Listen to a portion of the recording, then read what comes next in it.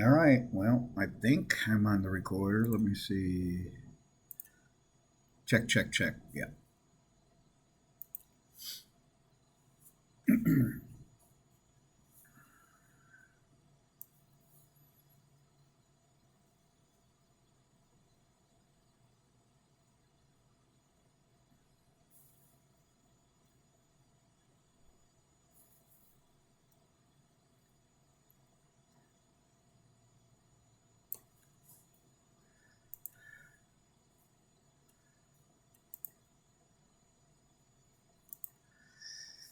Okay.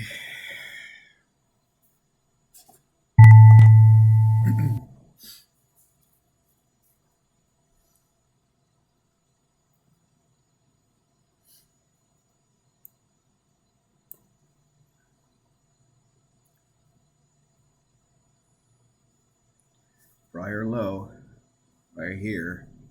IBL. Overnight low.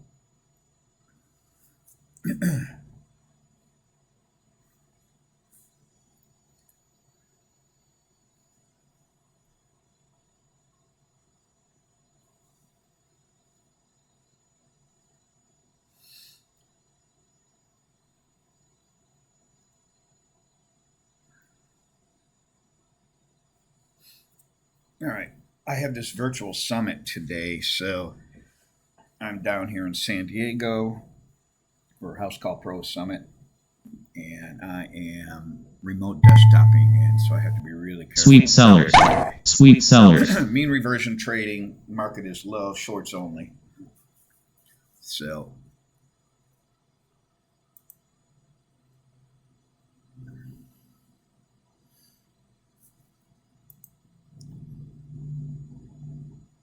had a cup of coffee, and I am just kicking it.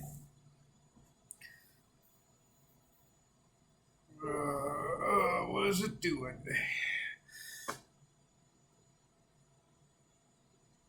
I don't know if that's a naked VPOC, but prior low. I'm going to remove this naked VPOC.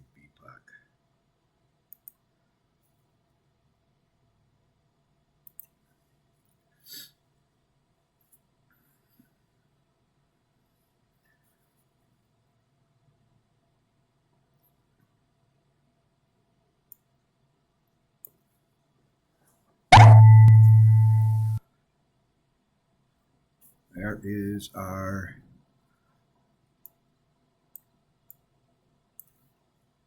VPOC right there.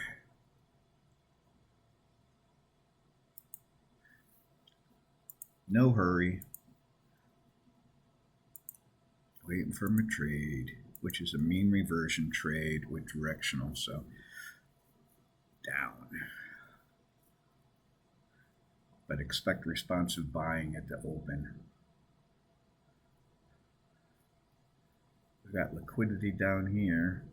So yeah, that'd be a nice trade. Oh.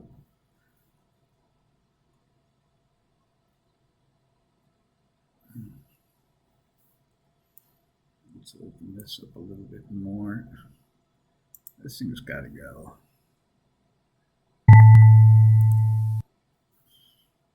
Doesn't help.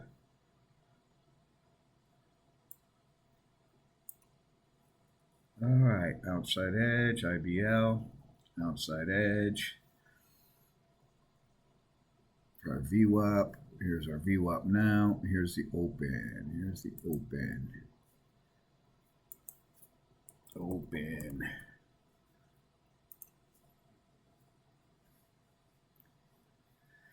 Responsive buying.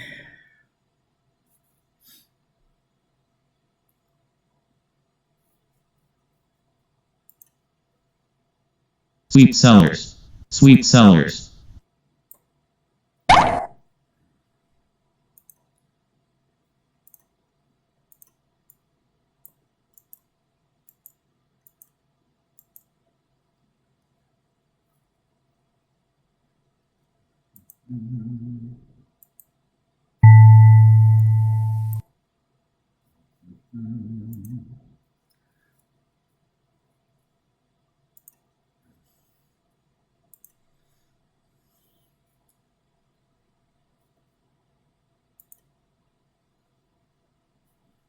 think I got my checklist completed. So, VPOC migration. Let's see. Is this really the VPOC?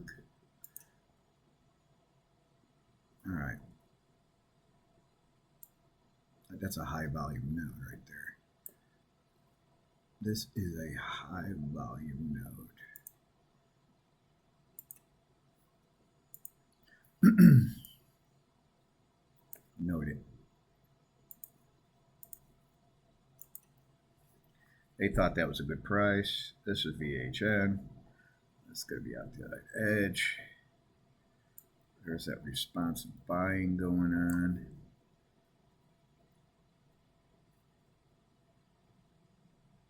This is definitely now a place to consider.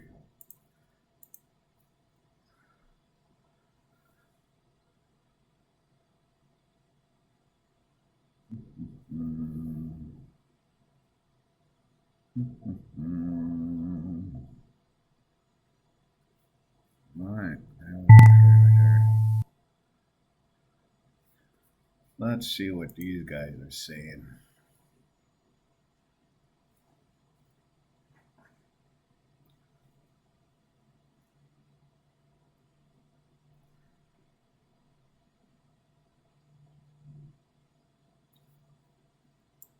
Let's block this guy because he is going to do that. And let's turn on their audio notifications.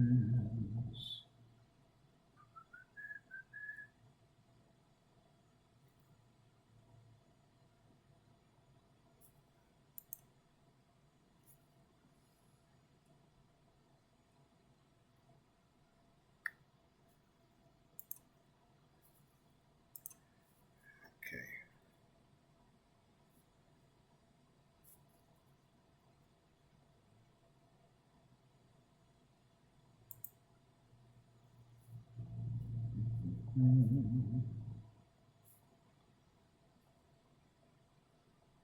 Peppy said I got Val 676, right.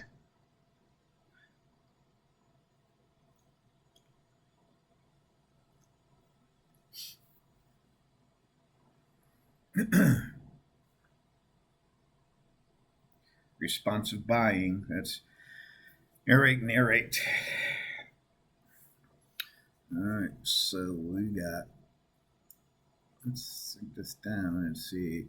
We got nothing right there right now. I mean, it's overnight mid way up there, and overnight low. So it's this right here. I'm gonna have to wait till they figure this all out, take this out, go above a VPOC, and then take that trade. So wait till that all figures out. Probably you'll go down here, overnight low, get the overnight low, bounce, get above a VPOC, take that trade. That's my narration right now. So narrate. I could use another cup of coffee. I gotta keep my eye on this time. I don't know if I should show up to that show.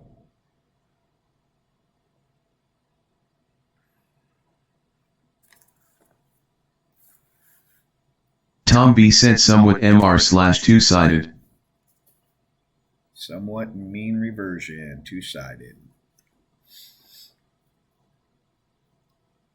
High volume node there. We need to check and see if this thing is working. So I'm going to do a trade check. Order submitted. Good, and it's working.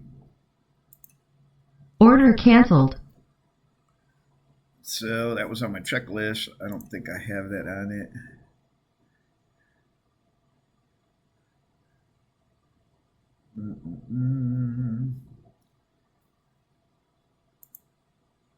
I have a plan.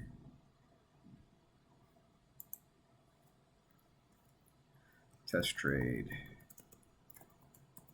Completed. Tom B said looking at VHVN and potential stats below, not Resi.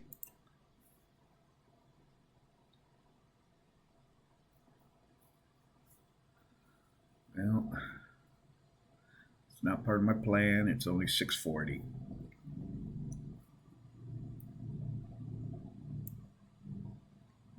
Sweet cellars. Sweet cellars. Peppy said testing valve third time. Tom B said observe LLOD/stats below.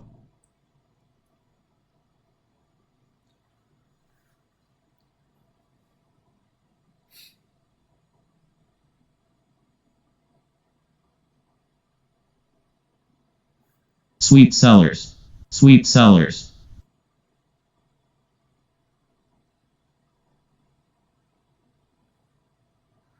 It's a higher time frame. This was a weekly high right there.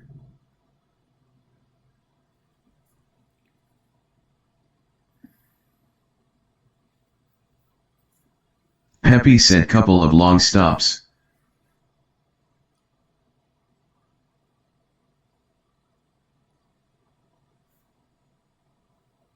Sweet cellars. Sweet cellars.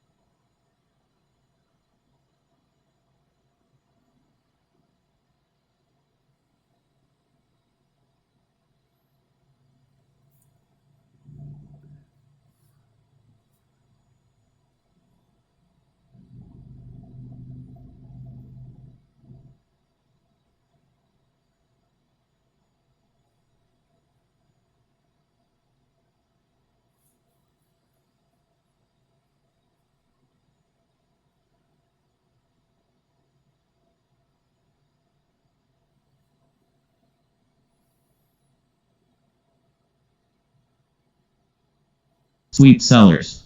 Sweet cellars.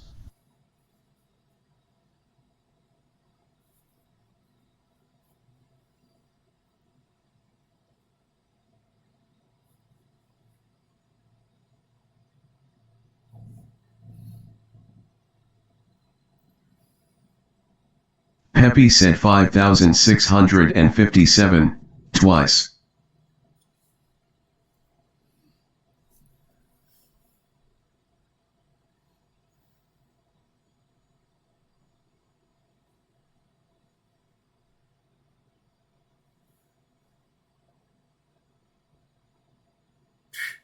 I didn't want to do that. First replied to Tom B. They didn't hit. They didn't. First said and no return north. First said now.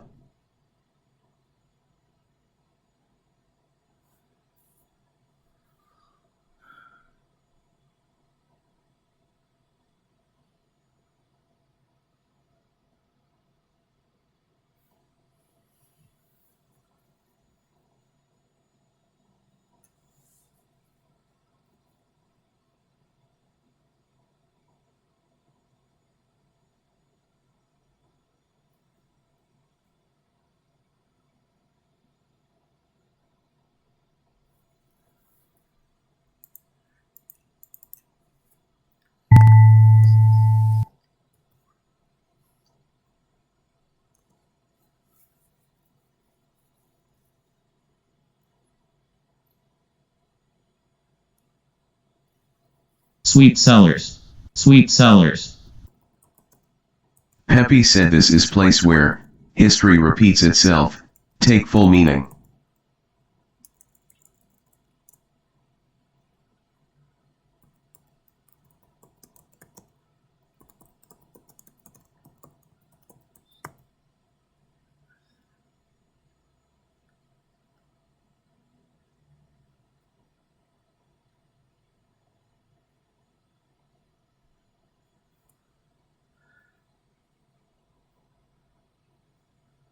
Sweet cellars. Sweet cellars.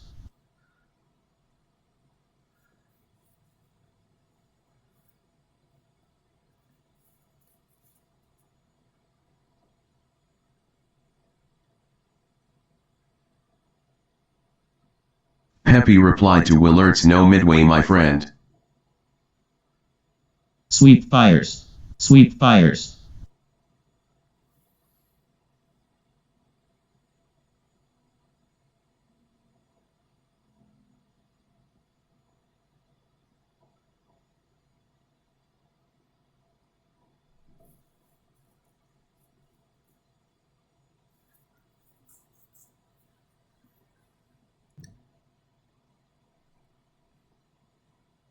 J Trade said shake and bake mode.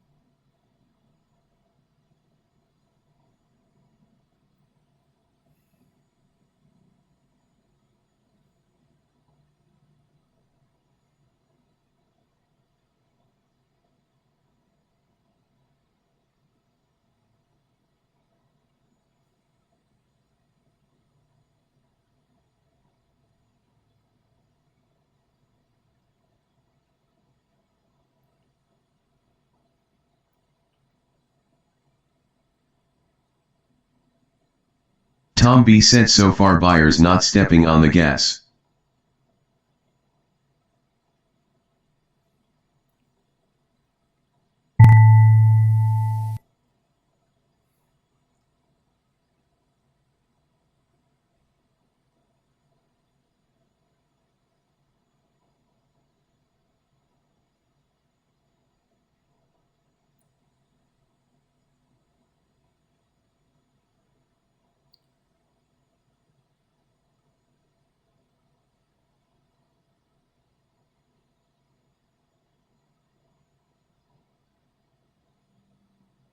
Pepe said Val to POC to Va.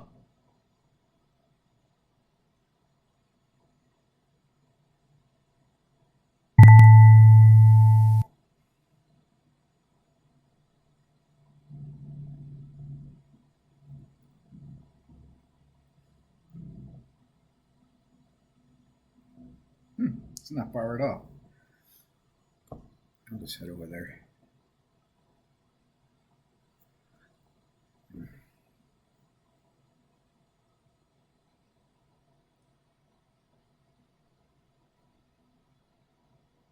Pepe said back and forth.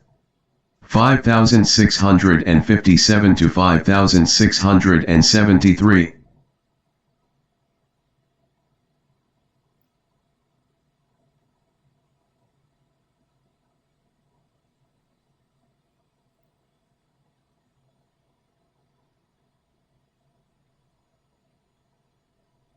Sweet sellers. Sweet sellers.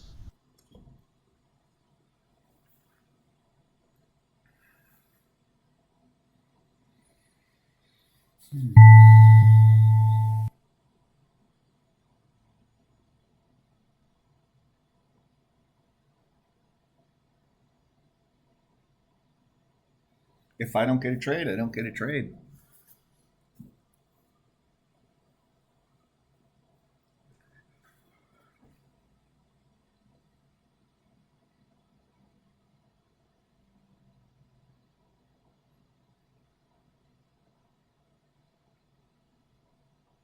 First reply to Tom B. Do you mind sharing why Tom B? I see sellers absorbed at the moment at 60.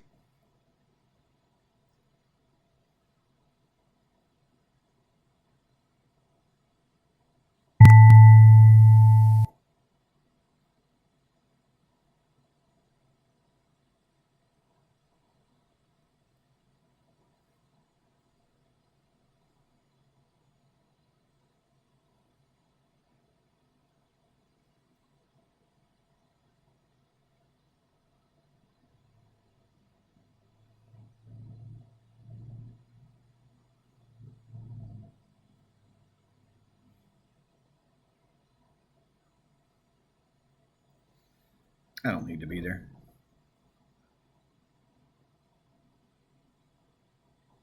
Peppy said furs, that Val, at least for me.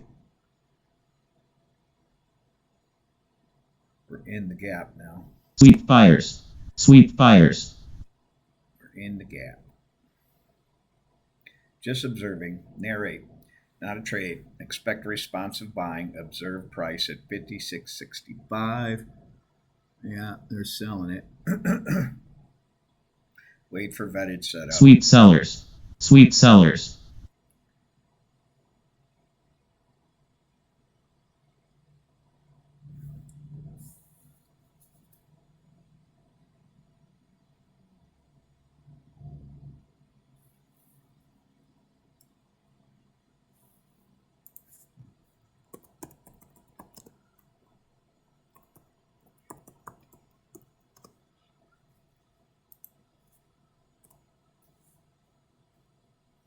Sweep fires. Sweep fires.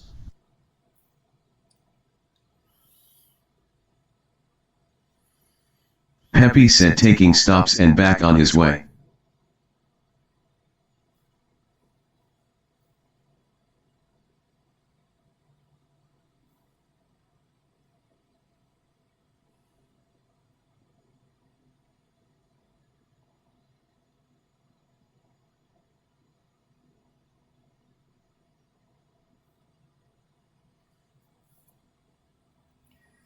Yeah, we got to get above the VPOC. I mean, my trade's up here. Right up here. Boom. Order submitted. Order submitted.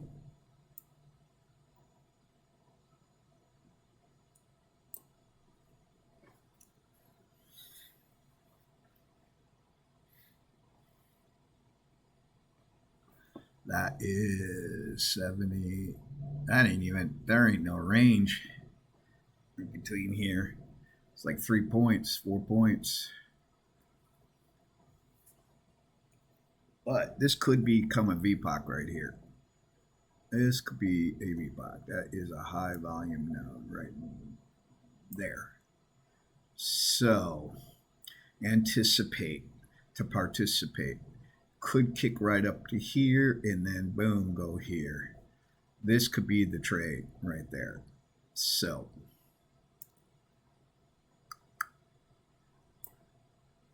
that could be the trade.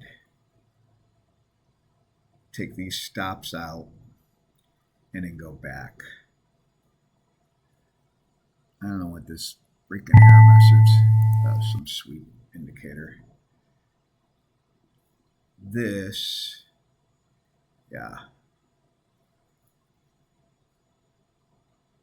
Resistance.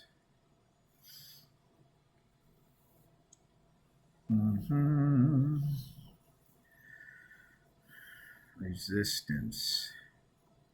How's it going to do it? Is it going to punch through this?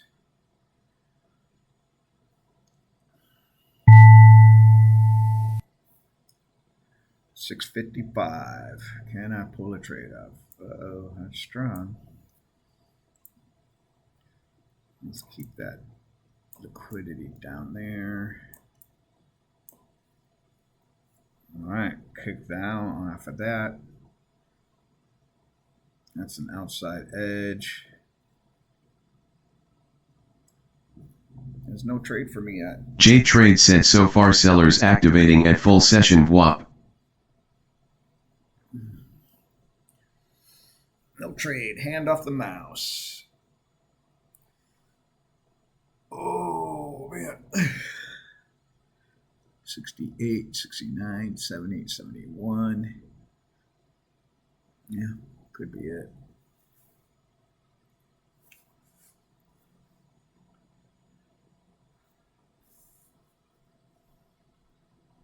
That's an outside edge.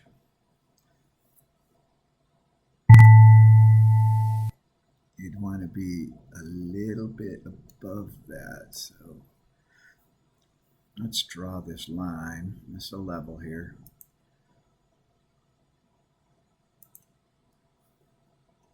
This is a level. Pepe said one of my rules, 10 points, is gold.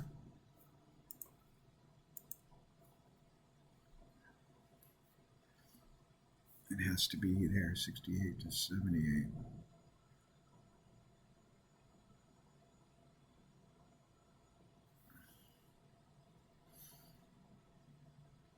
Yeah, this would be my trade, so I got to observe.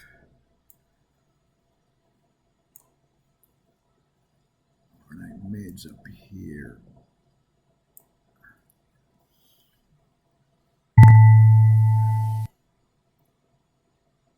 I have to make a decision up here, so.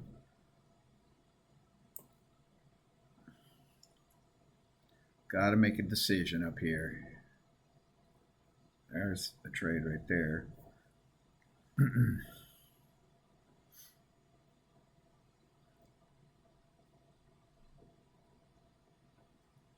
It's just a trade when it happens. We're at almost 7 o'clock. Oh, I'm buying. Watch out. Now we got to get in the game.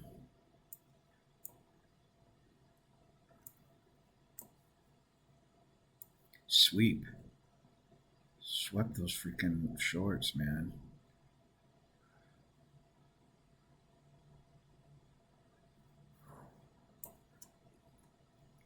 A little too fast for me. Okay, they tested. Tested again. That is it right there. Boy, if you break that, I'm going to take it.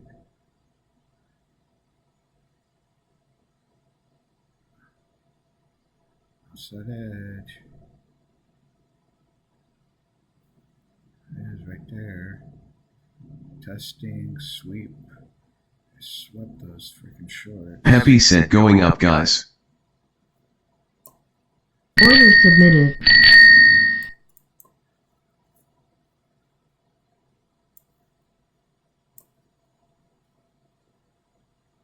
Alanim said news in 2 minutes. News.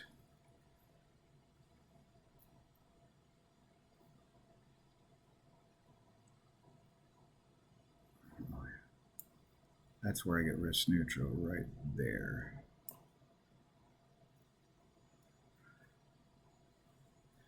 Pepe said right on 673.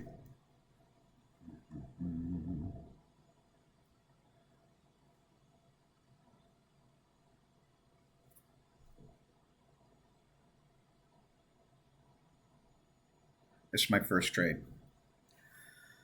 Okay. Oh, well. Yeah, I got to get back there to risk neutral. 71, 72, 73, 71, 72, 73, 74. Order failed. Wow. Swept those bastards. And I didn't have it down there right. Ugh. That's a big one.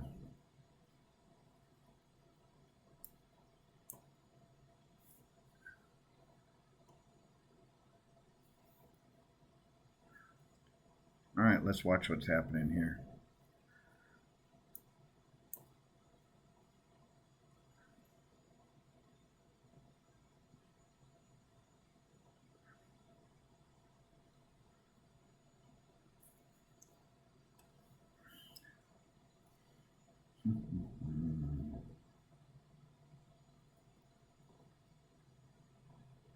I didn't have my stop moved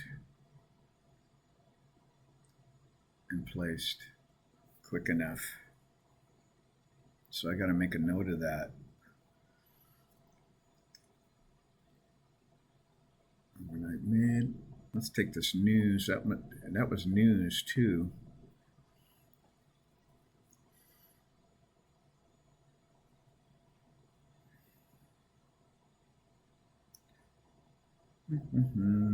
Feeling a little bit annoyed by that. But hey, I like it getting away from this VPOC though. I like it.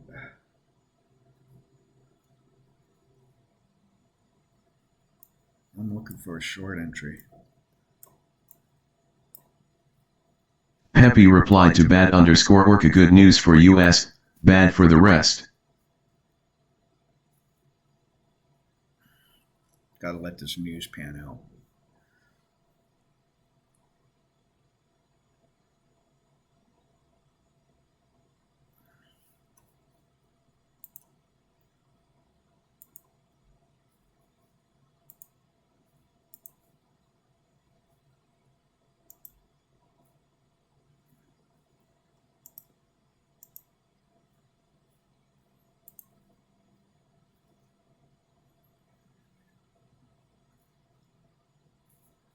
Yep.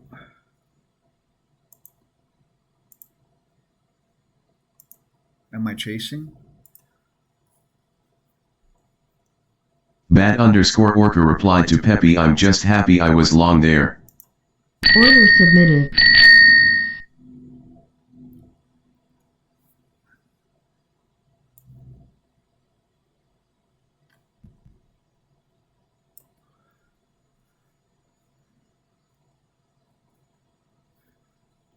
67, 68, 60, 67, 68, 69, Peppy replied to 65. bad_worker right on.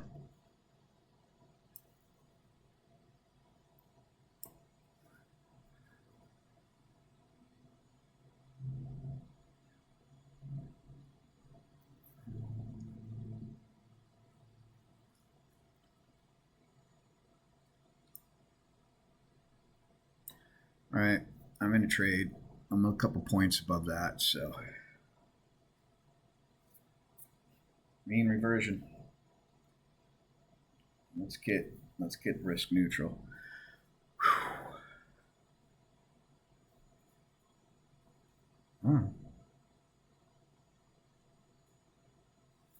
Let's get risk neutral. Let's stay there.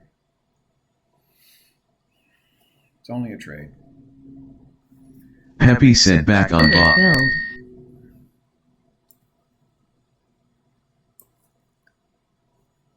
Risk neutral. Right there, break even. Well, this is a little bit better right there. Now keep it at break even, but I like this right here.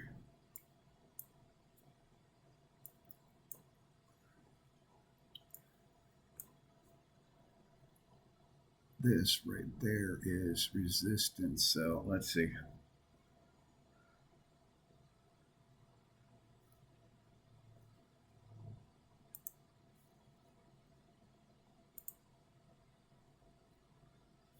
I'm going to keep a runner, so I took one.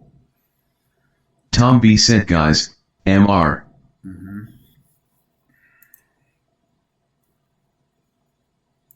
Order filled. It's my trade. Here she is.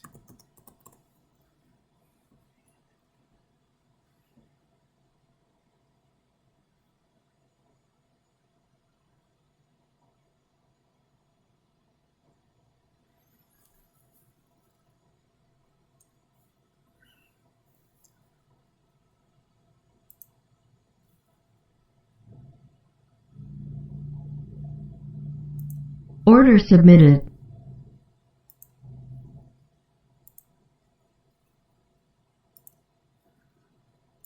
Happy said POC.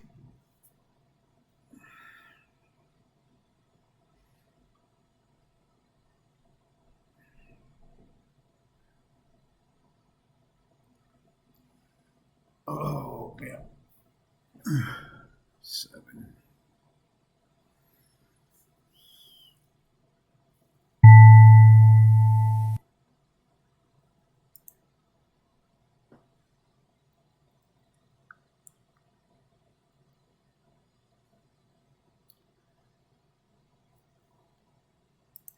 All right. I don't know. This is the high volume node right there. Let's go check that, and that'll be out.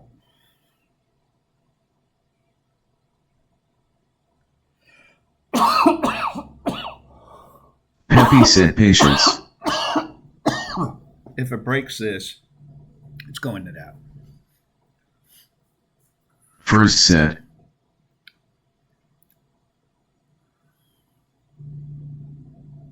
First said that was my short and calling it a day.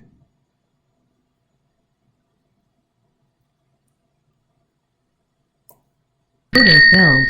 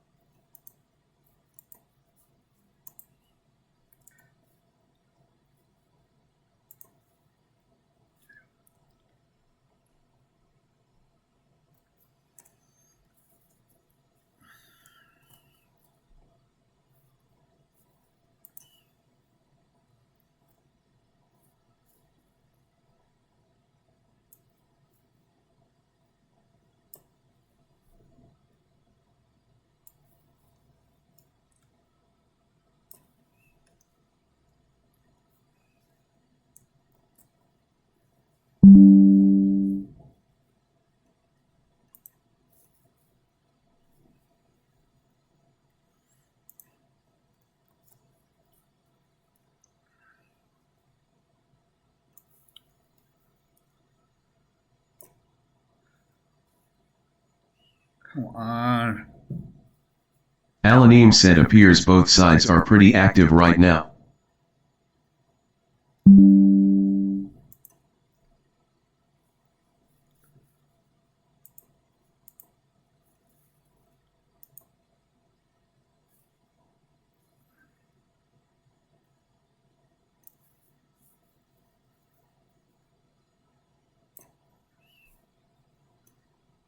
Fucking A, man.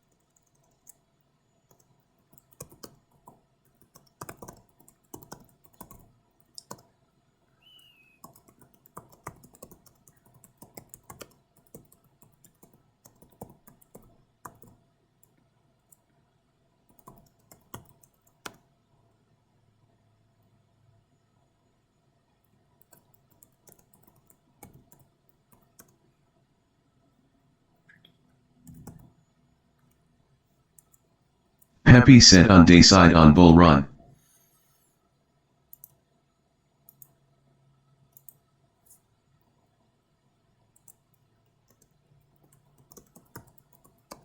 For Lottie said yeah MR, doesn't seem the wanted direction. Ah, come on.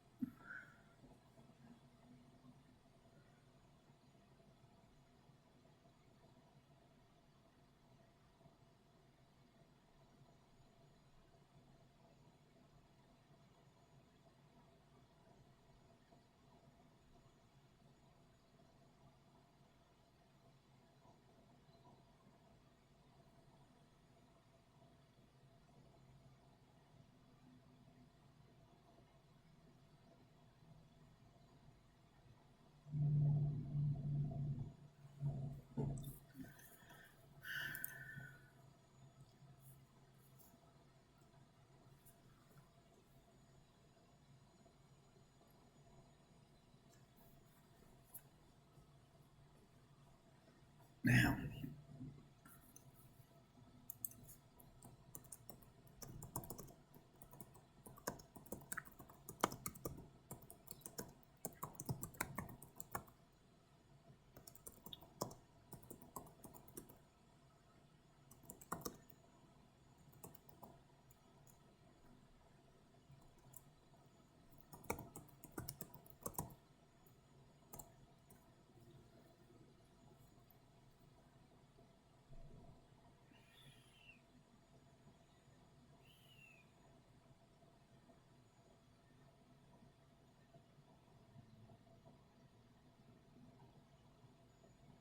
Pepe said if you trading short, you are aligning with Asian market which are the opposite of this. Are two different auctions and for me is the first time I'm seeing this.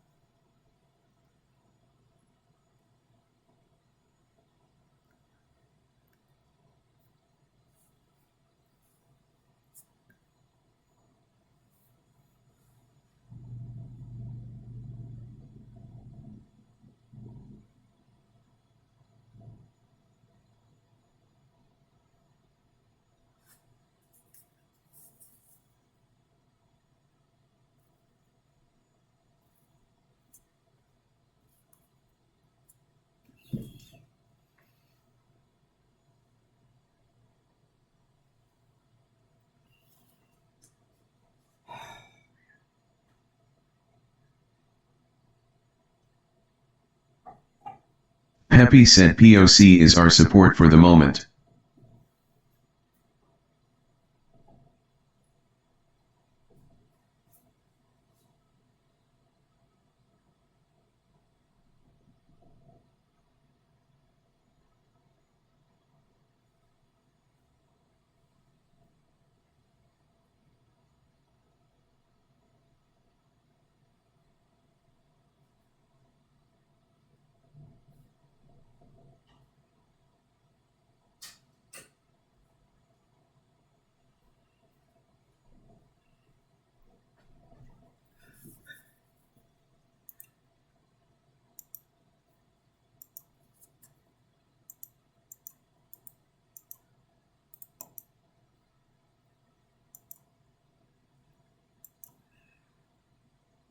Alanim said POC is the mean and we're in MR not sure I agree with that.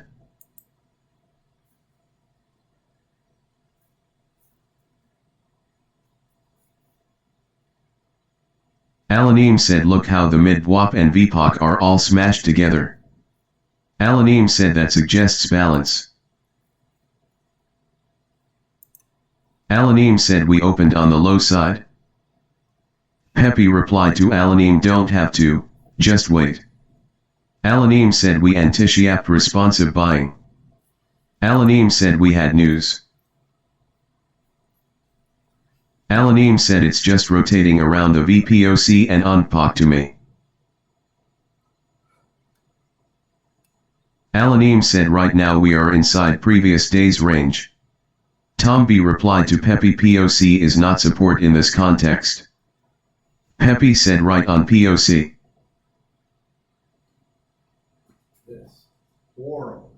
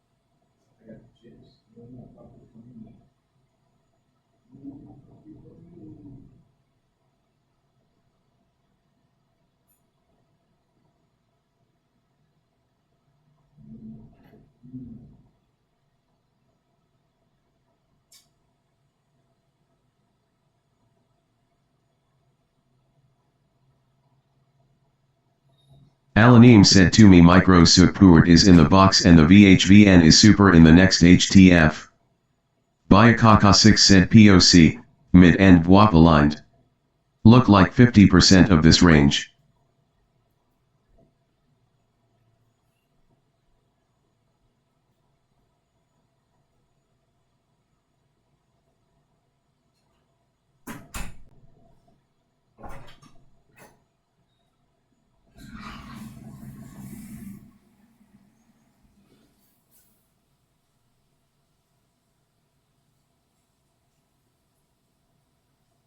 Tom B replied to Bayakaka 6, yes, that is a classic definition of balance.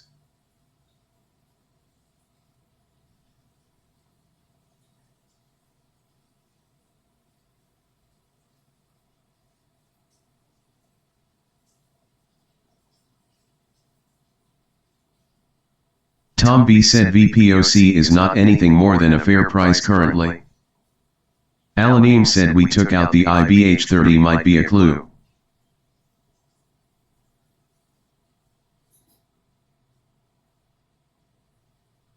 Tom B said IB30 sets up IBH.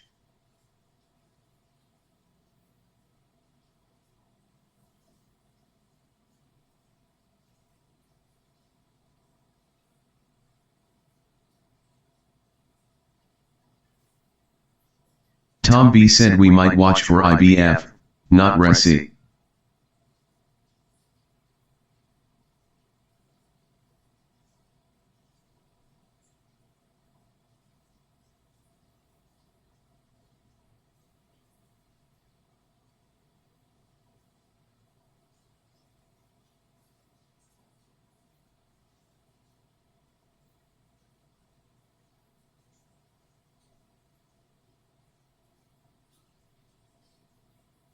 Tom B said since currently in BAL unless it changes.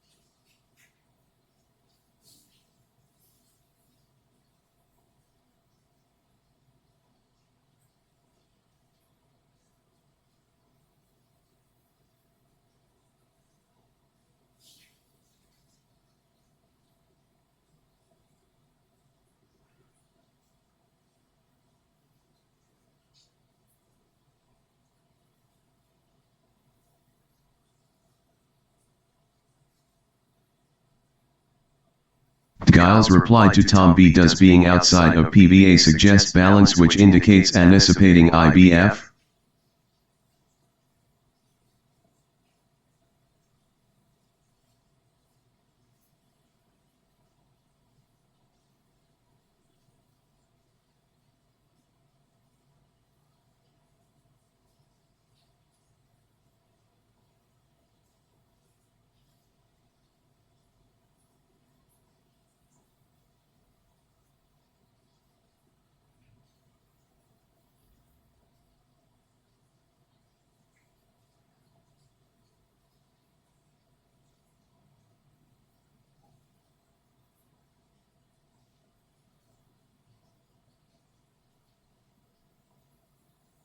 Tom B said we are two-sided with WAP/mid/Bach aligned. Tom B said MR.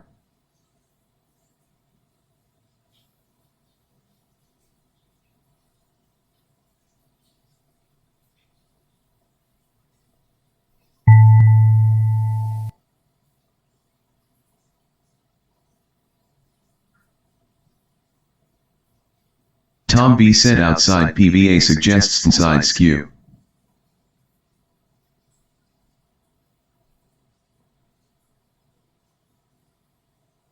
Tom B said but we can do anything.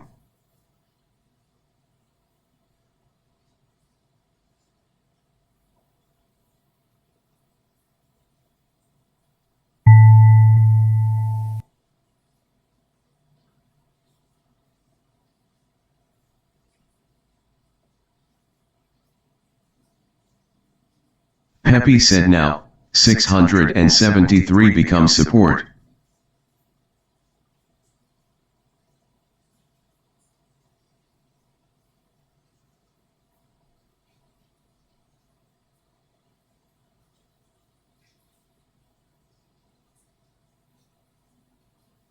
Tom B said stats favor TKNG out IBH but we don't have to.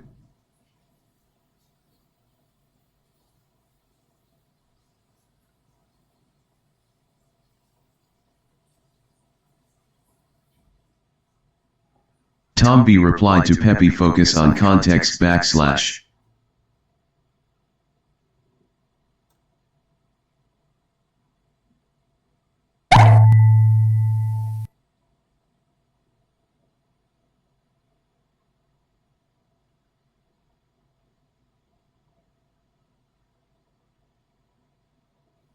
Tom B said also the context is number one.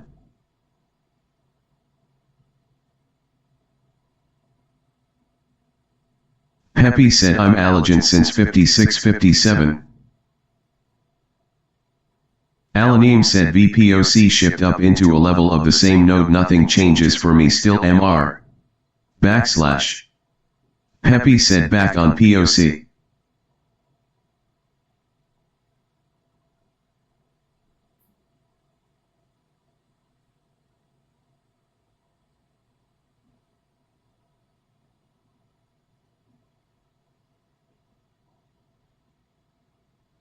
Tom B replied to Peppy POC is the attractor / mean not support.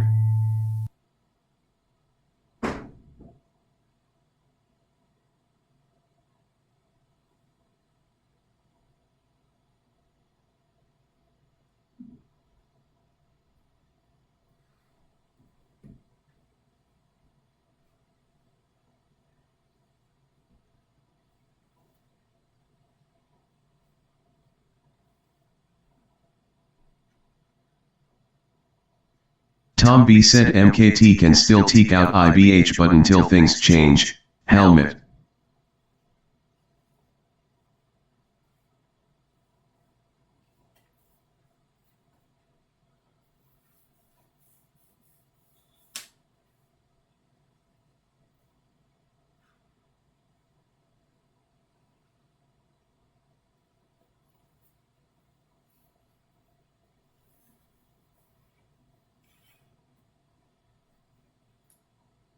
Peppy said my bad, what I'm watching following and I don't see the mean.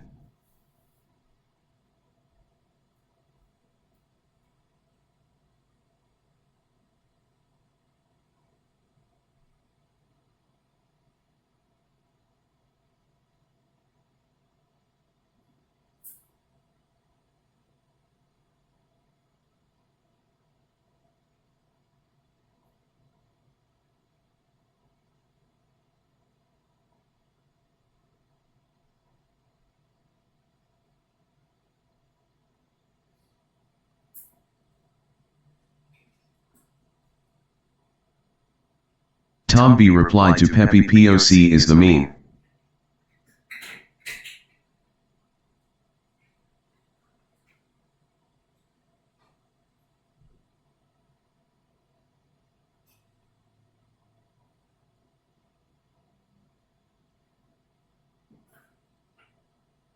Tom B said buyers are trying.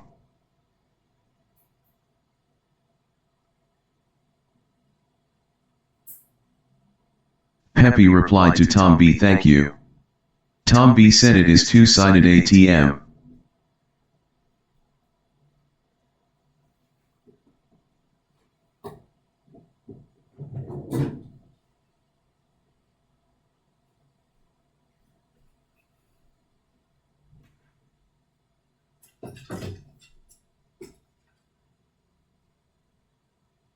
Peppy said since more than 1 hour.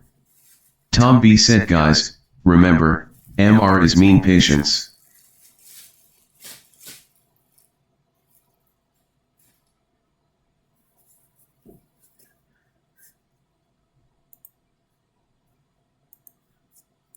MR means mean reversion and patience.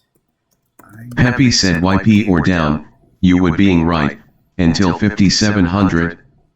Acronym and Bat_Orca said MR with an upward skew ATM it seems. Tom B said you should all have Mr. Plan and conditional statements to define the context.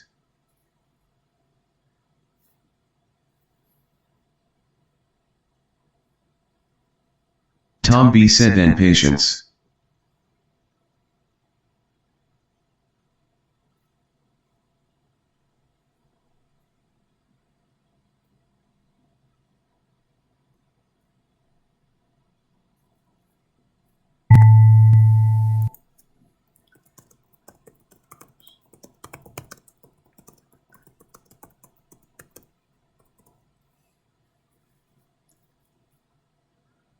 Tom B replied to Peppy, "There is no right."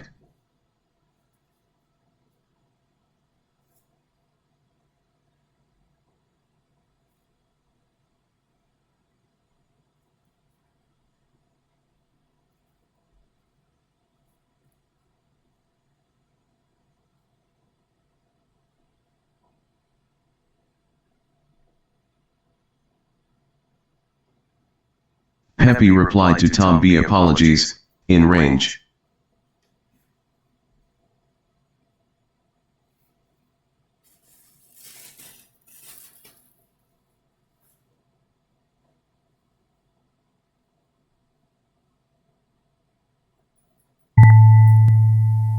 Initial balance time has occurred.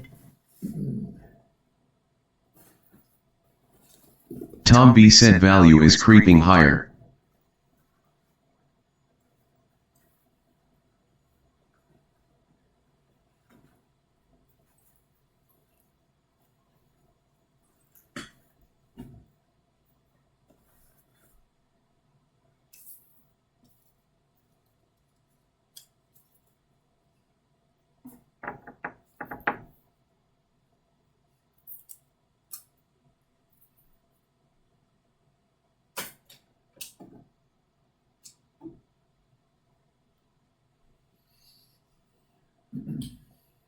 Tom B said, "Be patient, we have IB stat."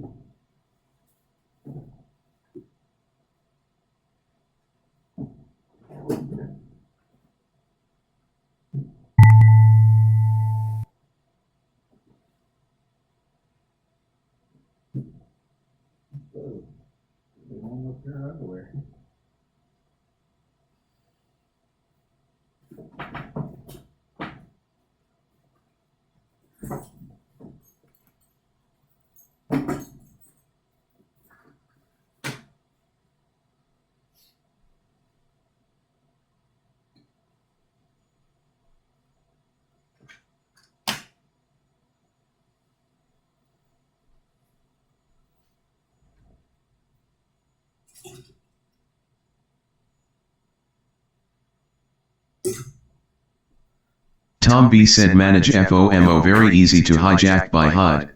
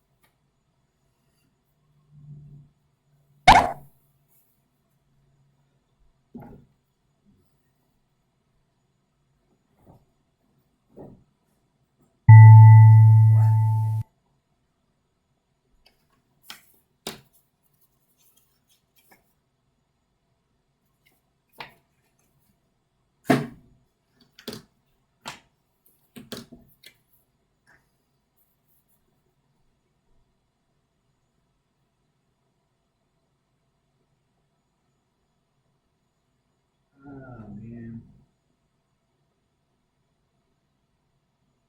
Alanim said we anticipate the market/retail to battle over these levels around the mean, but when we're in MR, do you have a vetted setup around those levels?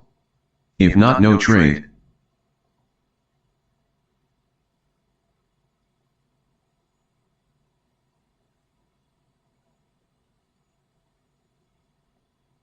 Alanim said context number 1, market goes up to go down and down to go up.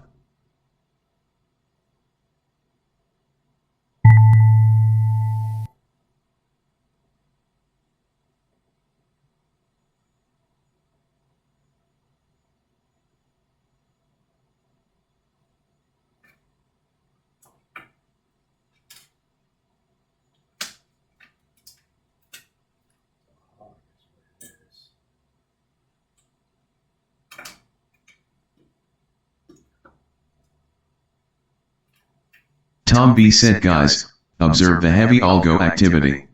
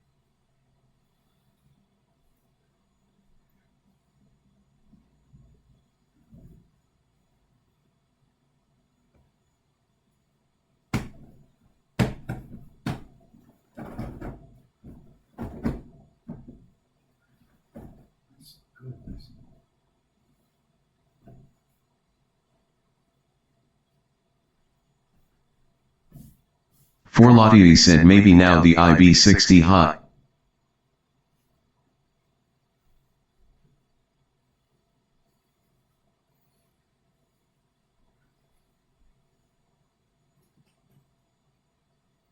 Tom B replied to Forlati. What?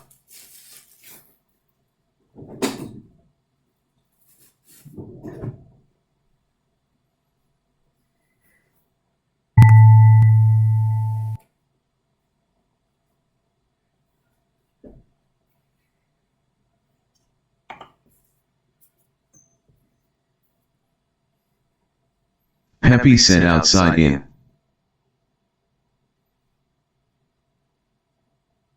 Tom B said VHVN test. Pepe said and repeat. Chop, chop, chop. Bayakaka6 said I've listened to Mark Douglas podcast yesterday, Tom B. I felt like listening to your daily stream, aha. I'm gonna listen to it several times and apply his/your psychological tips too. Tom B said watch for 68-ish test, To observe.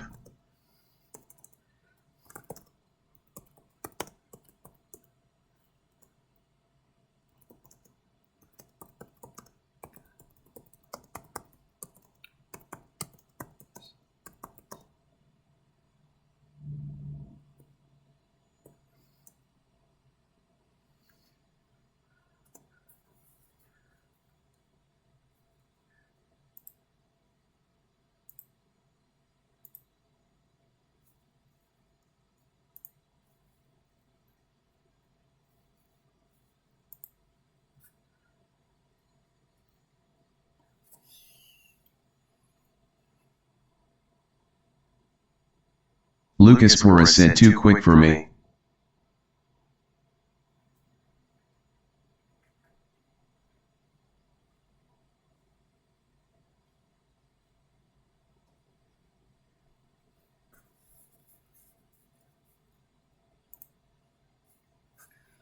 In my bookcase would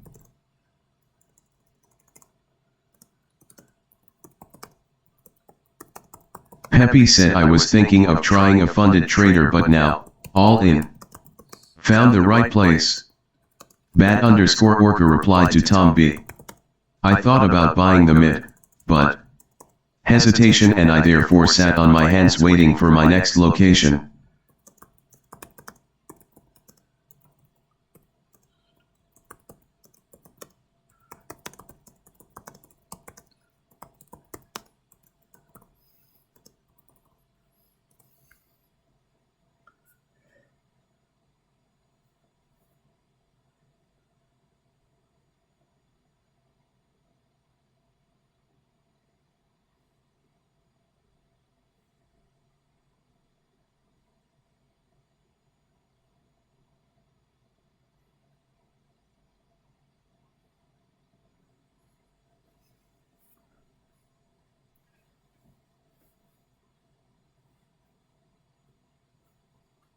Forlati replied to Tom B. Sellers absorbed at mid-pick and into VHVN.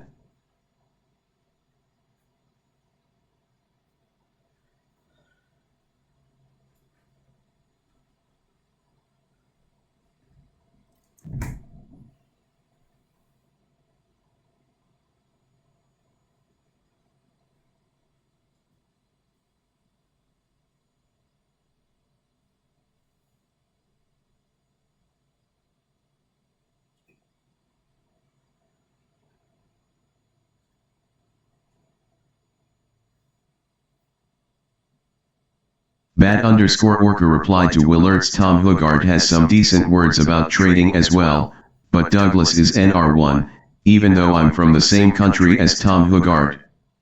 Forlati said lower volume edge of upper distribution.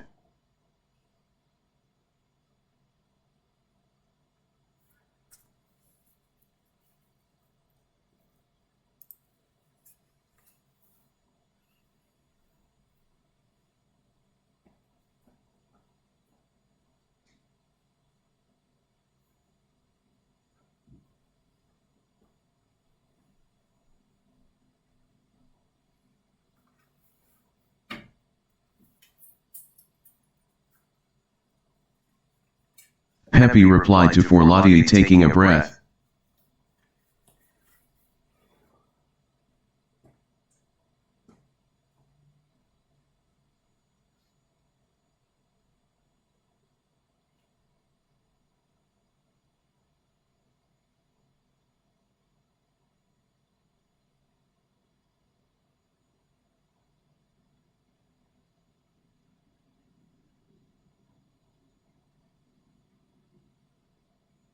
sure get your phone in your pocket.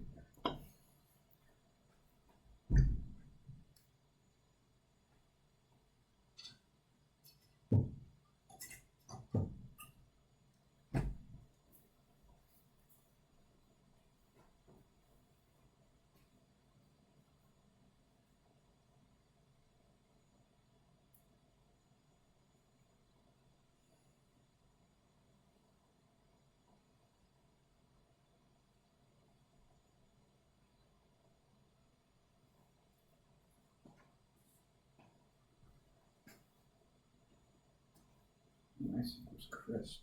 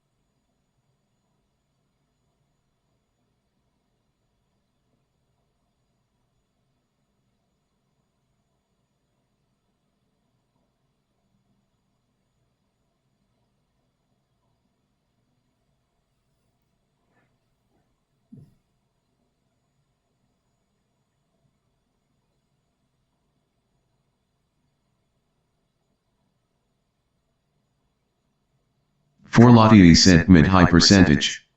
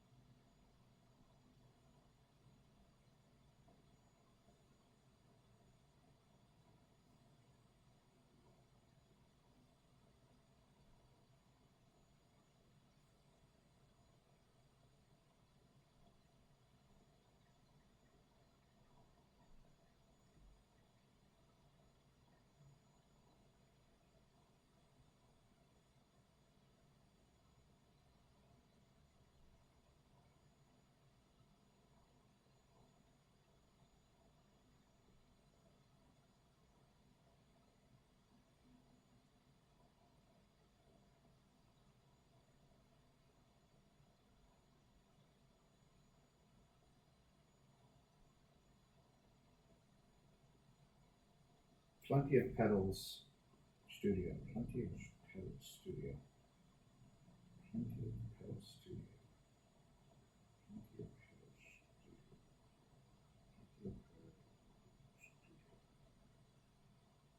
Plenty of Pedals Studio. Plenty of Pedals.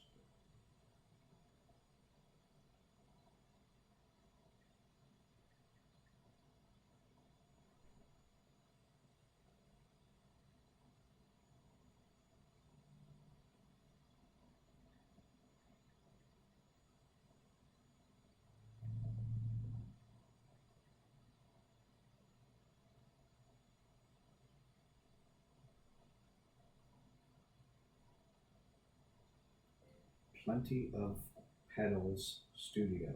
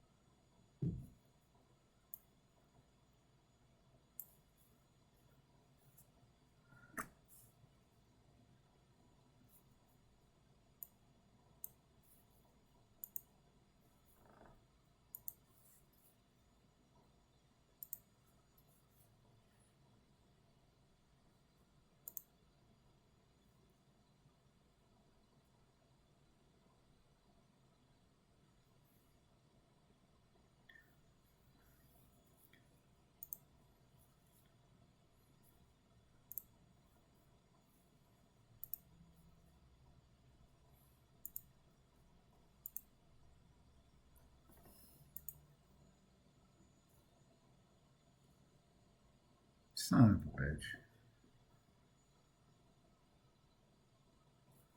Ah.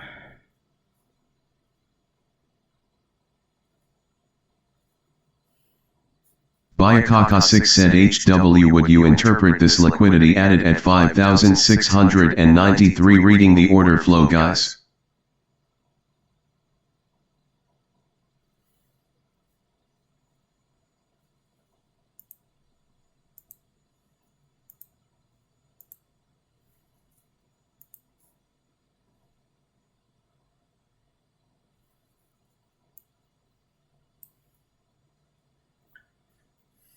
Damn it.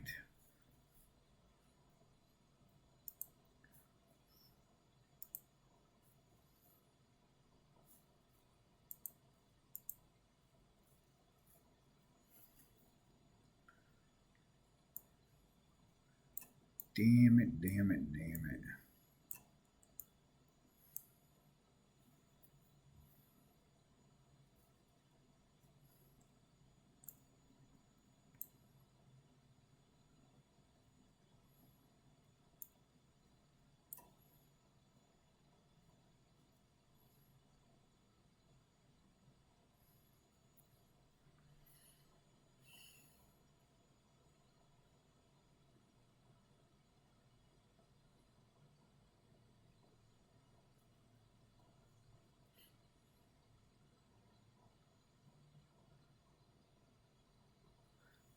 Looks very bullish.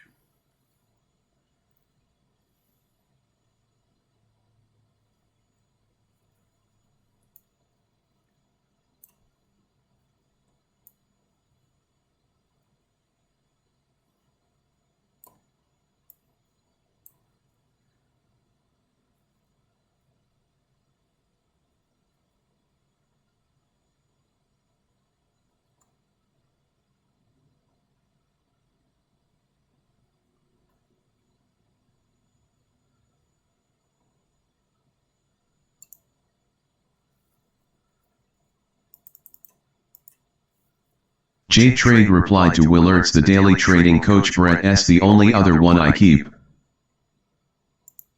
Order submitted. Order submitted. Order submitted. Tom B replied to Justin, Tom is a good read. The best loser wins, highly recommend. That is a good one. Bayakaka6 replied to J-Trade, the only I have.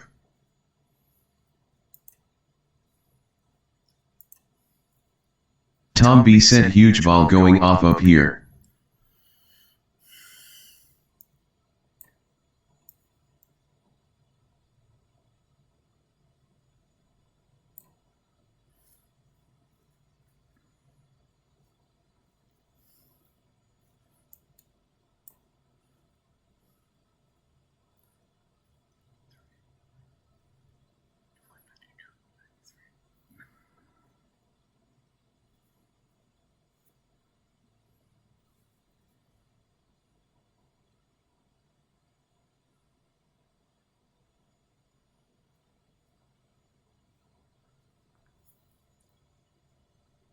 Three, four, five, six.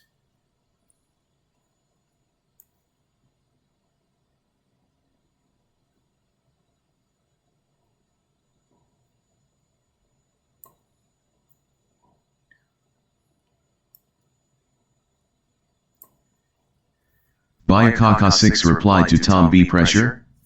Or fake? Nearly 200 lots just pulled off.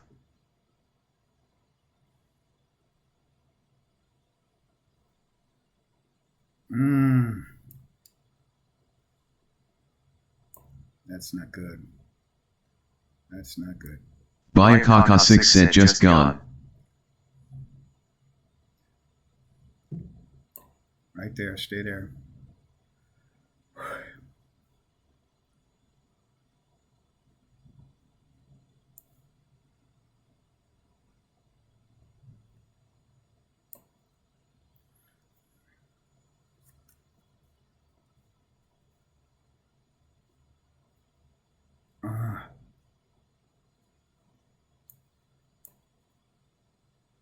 That's not good. You're going to get taken out. Order filled. Damn it.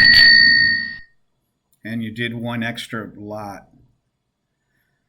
So now you got 3 trades and you're loser. The best loser wins.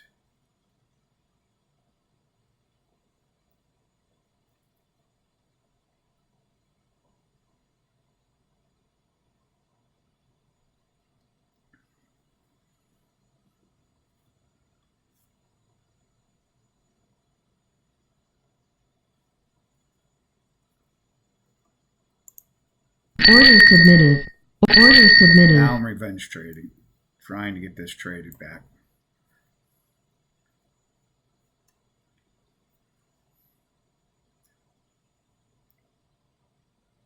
Kyric Trader said that was a nice IBC IMO.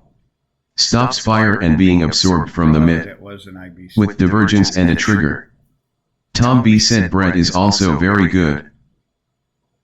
Tom B said to read some of his stuff.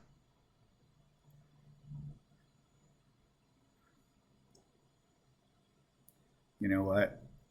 This could turn into a really bad day here, man. And this needs to be knocked down to... Tom B said we have Valet BB and 1.5 IB. Mm.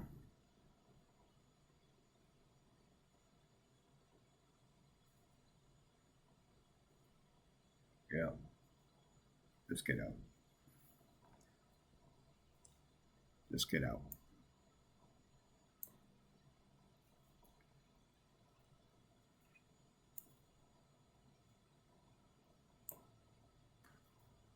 Tom B said need to observe those and order flow. Tom B said 90 is residential ATM. Counter trend, dude. You're on counter trend.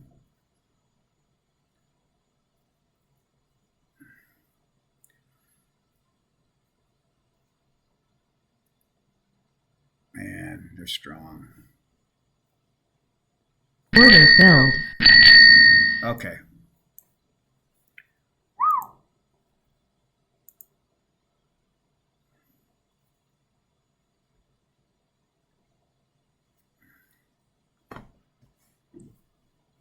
Got to get it down here.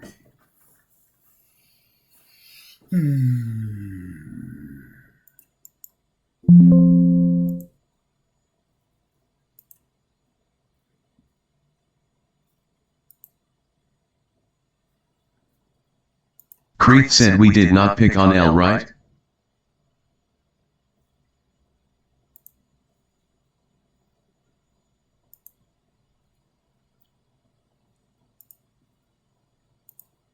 Tom B said 71-ish% to get to Val.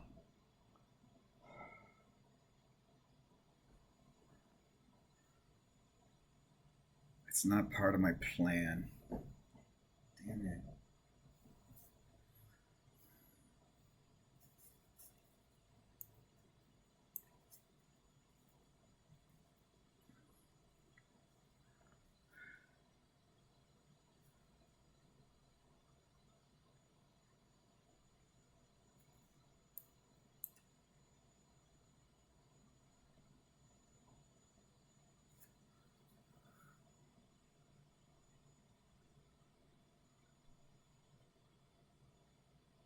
Lucas Torres replied to Creeth we did.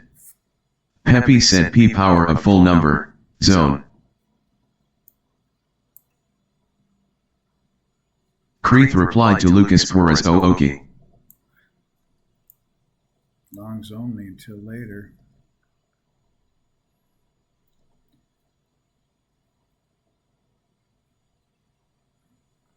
Test this area.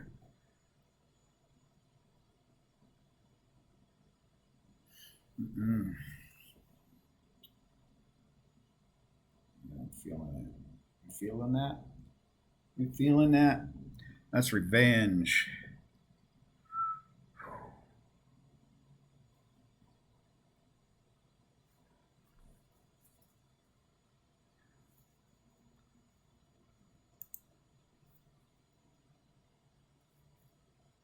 That's revenge, dude.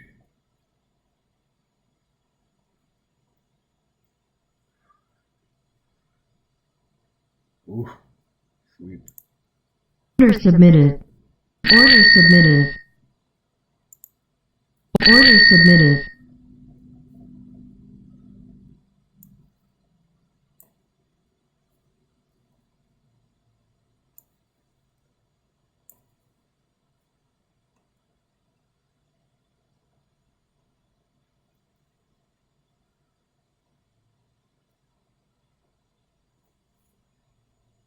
Counter trend, dude.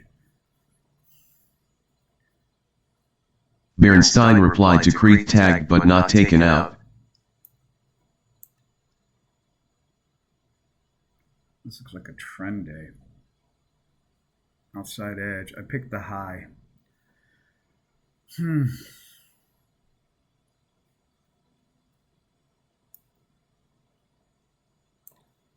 Picked the high. Creek replied to Bernstein, yeah, that what I saw also on my chart. On H can be long target here.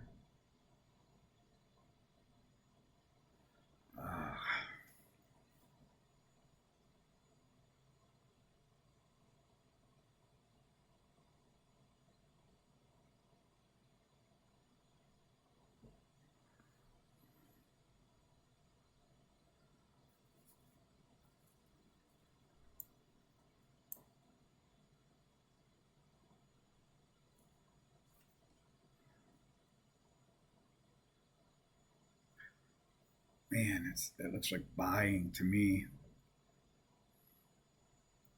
No selling going on.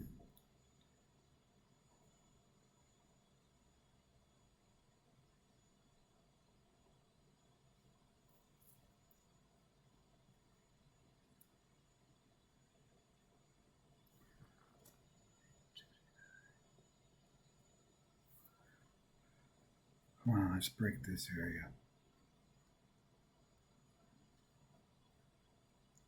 Chirurg Trader said previous close also a high probability stat.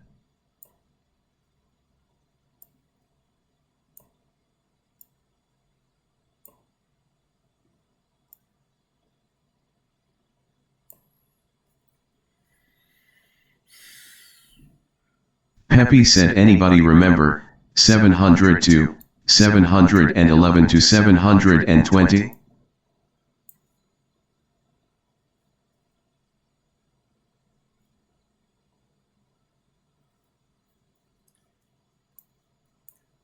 All right, you got to get out of this. Now you're trading more.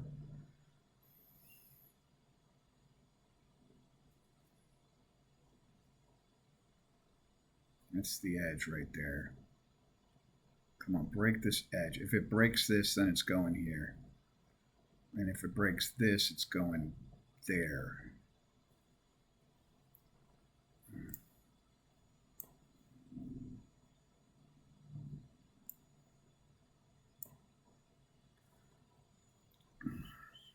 That's holding.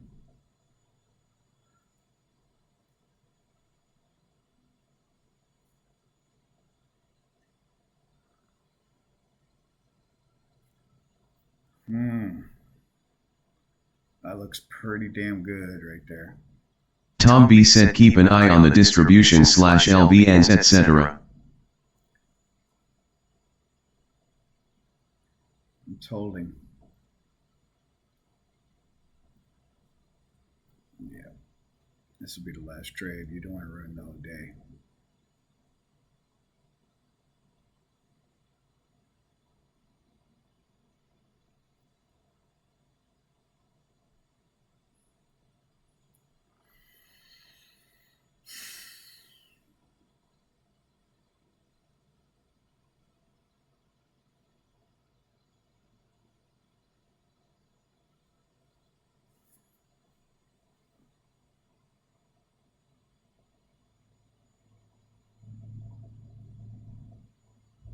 Want to be right is what it is. I just want to be right. Anything can happen, but boy, that looks like a lot of buying. Look at all that. That's all buying. Delta. Here's the outside edge.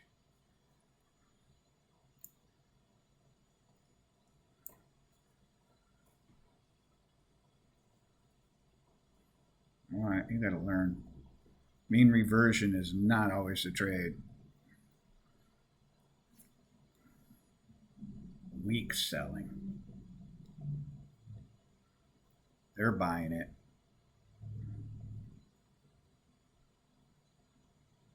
J Trade said 1.5x price check anyone.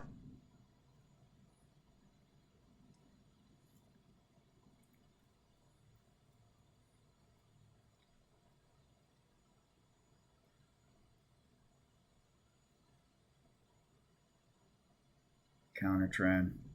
Peppy said 692 obstacle.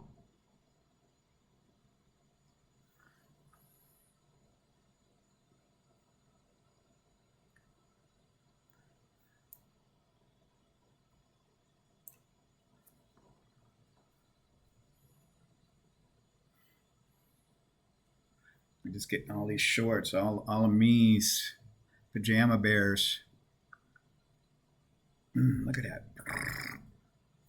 Damn it. Order filled.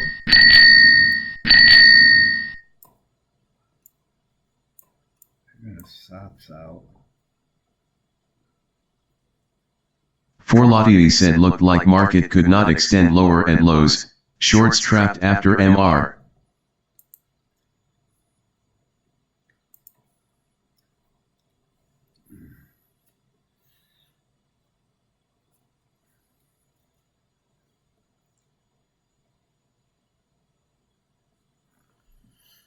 It could be a sweep.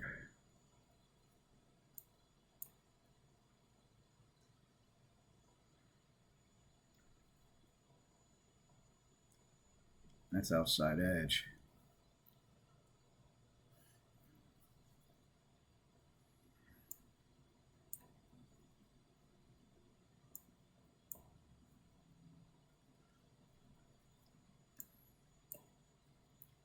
Breaks this.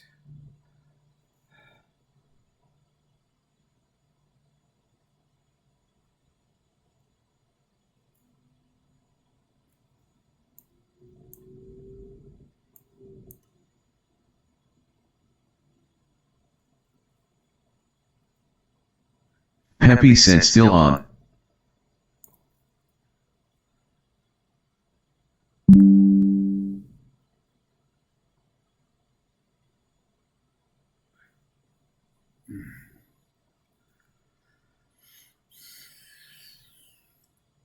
It's break even, so that's the trade.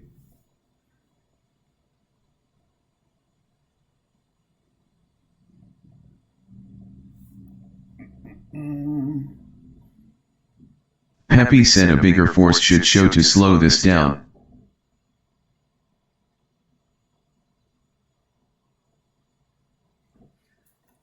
Outside edge. IBH. That's the next level. Right there. IBH.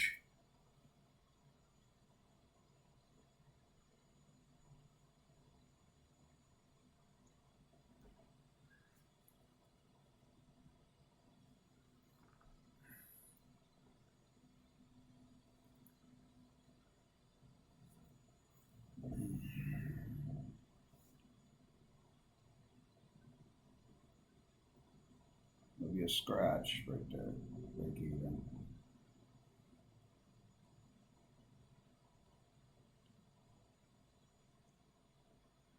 It's way better when it's counter trend, man. It's just more stressful when it's strong buying like that.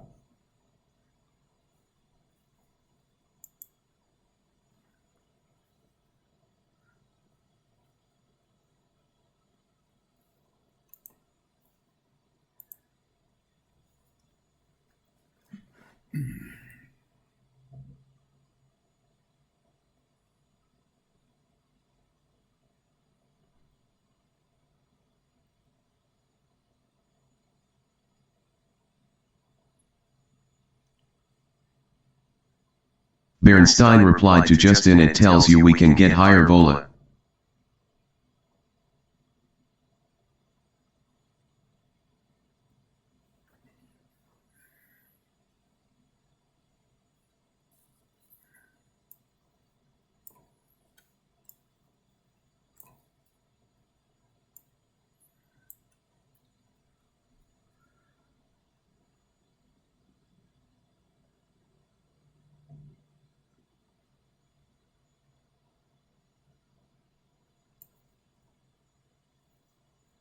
Tom B said this is two-sided retail slash algo traders.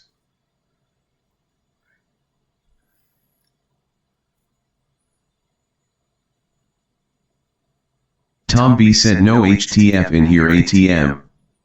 Hmm.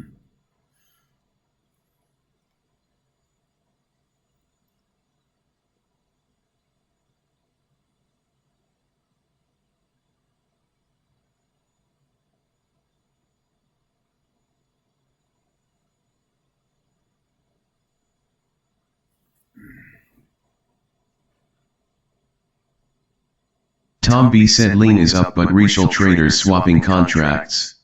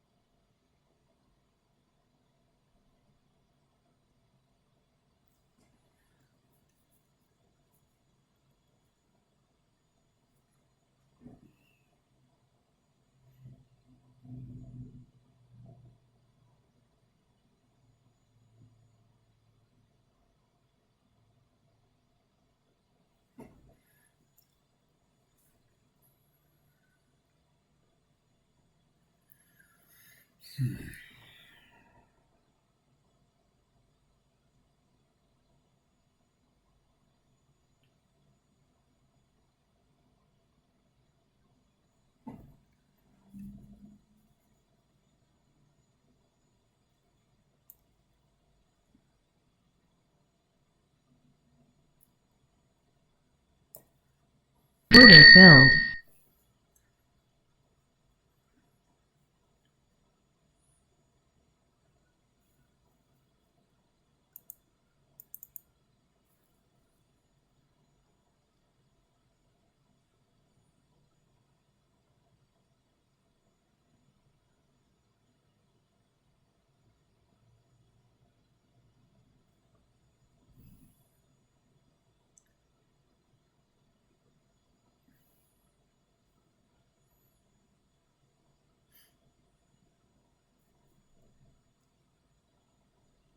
Shit, I don't have a stop right now.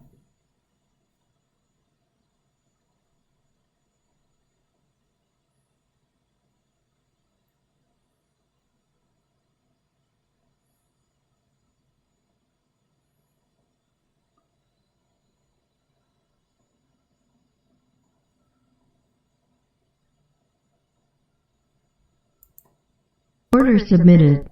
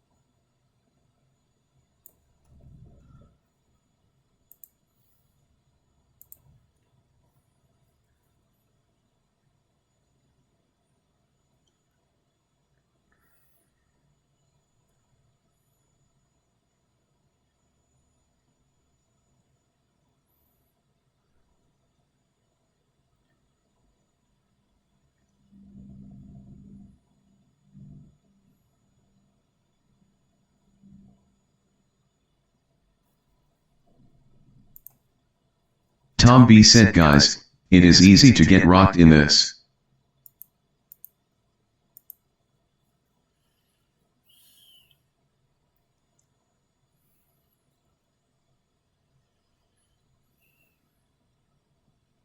Tom B said manage FOMO slash honor loss limits.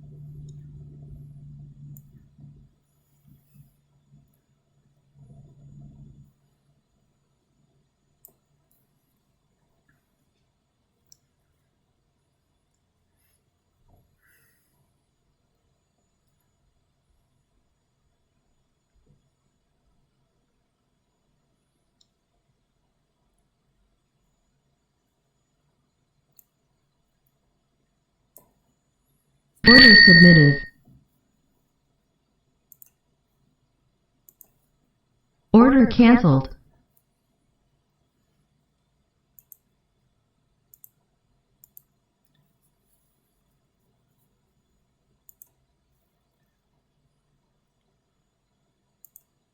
Order submitted.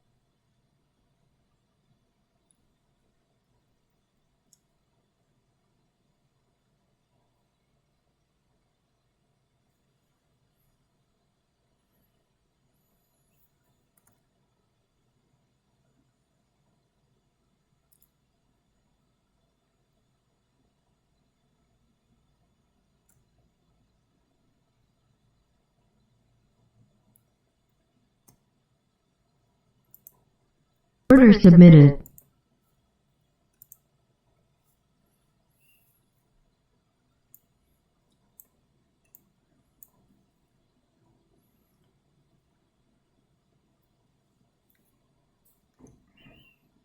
Well, that was successful by putting that stop, that shift and stop.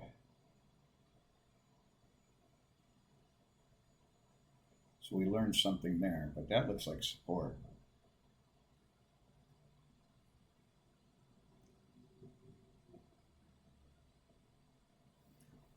Just a trade. It's just a trade.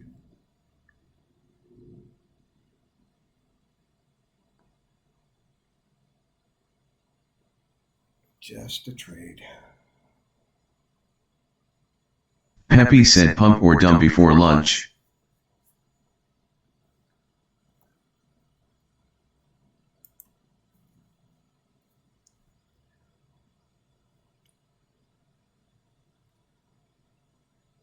Bat_Orca said there isn't even room for purse snatching.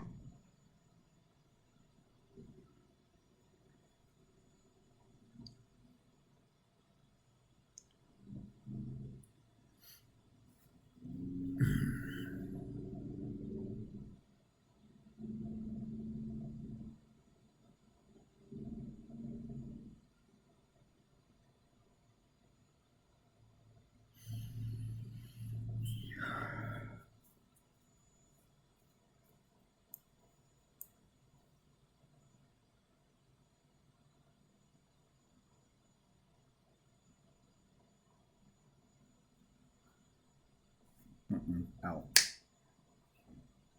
Out.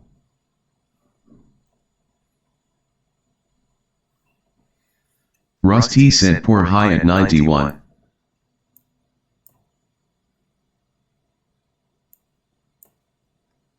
Order filled. All right. It's not been a good day. Tom B replied to bad underscore orca y. Patience very empty, managing FOMO and waiting for location to get RN.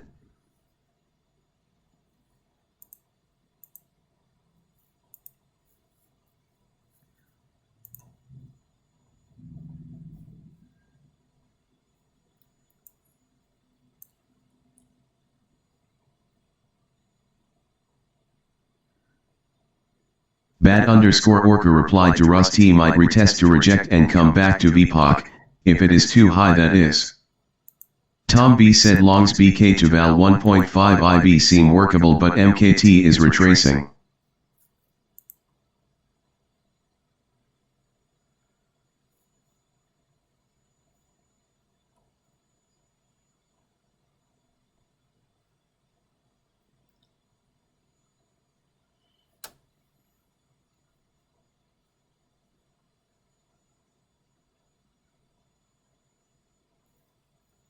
Tom B said we also have set /e/NPOC ABV, not RESI.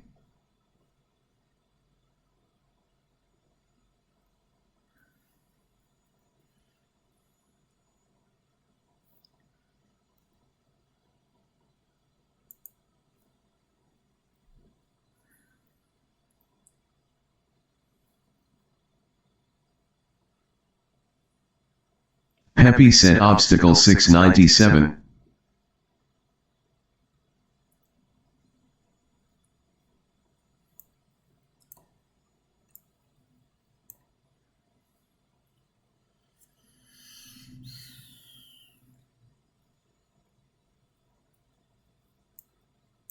Can't pick the high, man.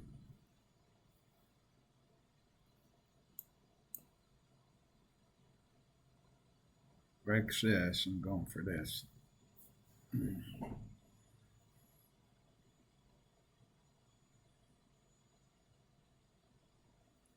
Could be another test.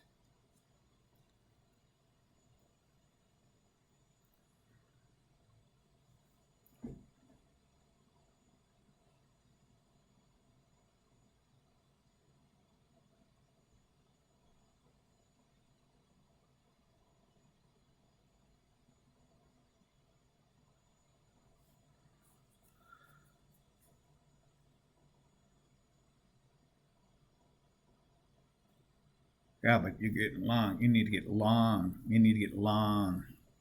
You need it to come down here. Oh, jeez. Order canceled. I'm not in any orders, am I?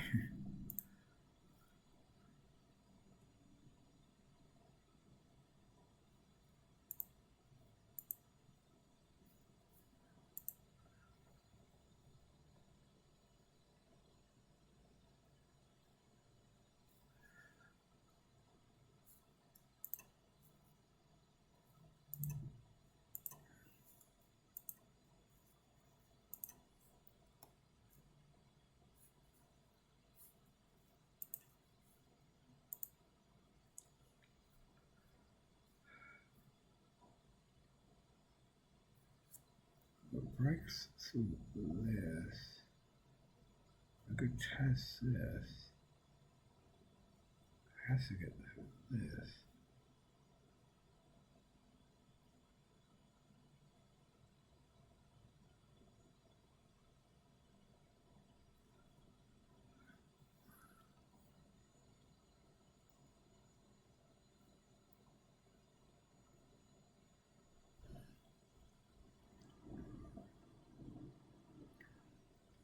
Testing that. Well,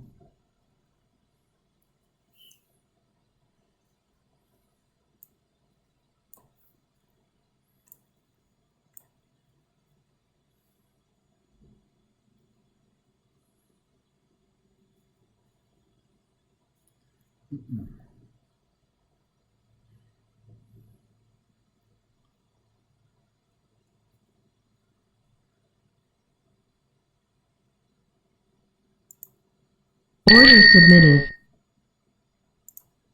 Order submitted.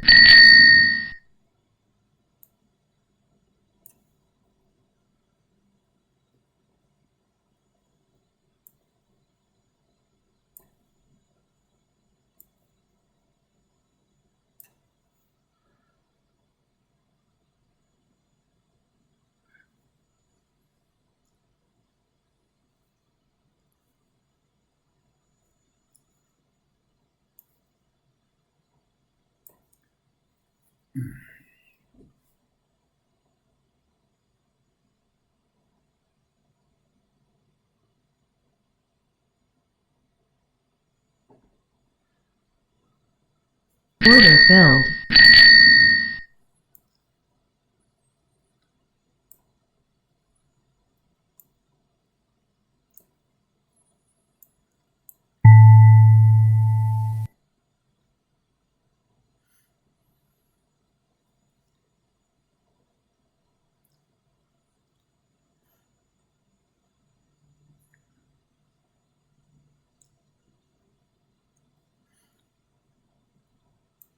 That was a late entry, so just testing this range.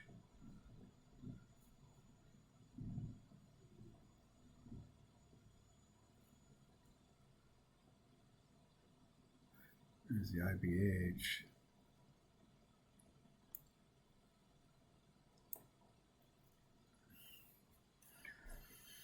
Got to get beneath IBH or it's going to hold and it'll be an IBH continuation trade. You know what?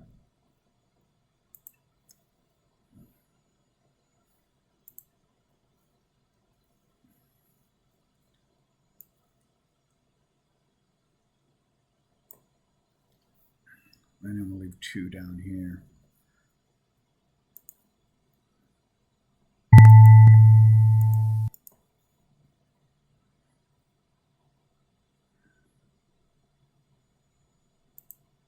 Order submitted. That's all you can do.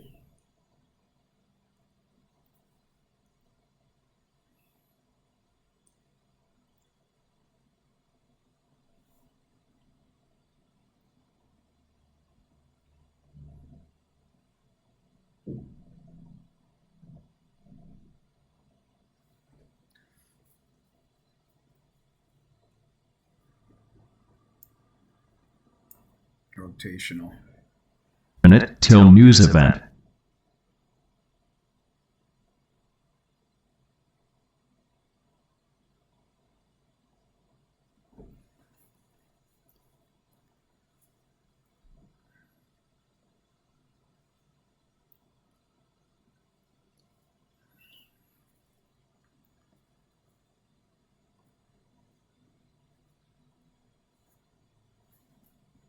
You have to stay to your system, man. 30 seconds till news event.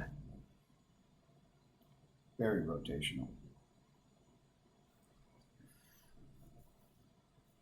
20 seconds till news event.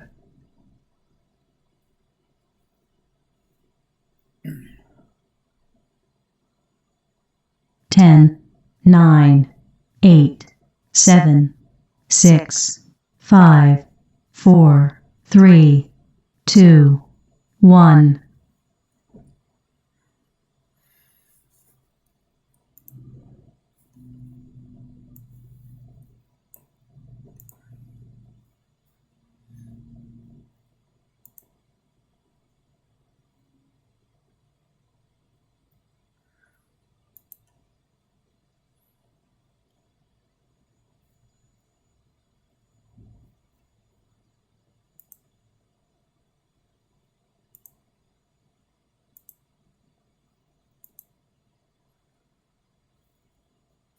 Order filled.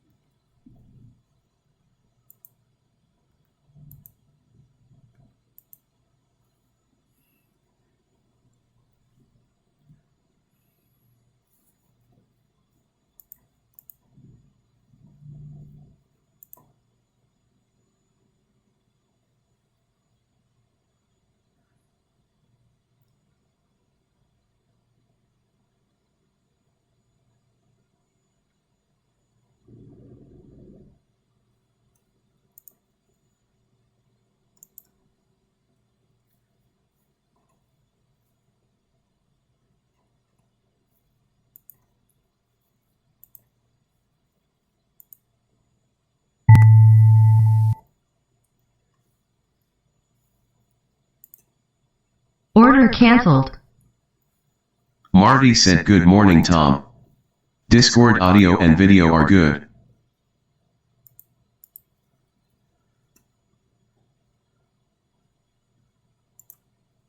Order submitted. Order submitted.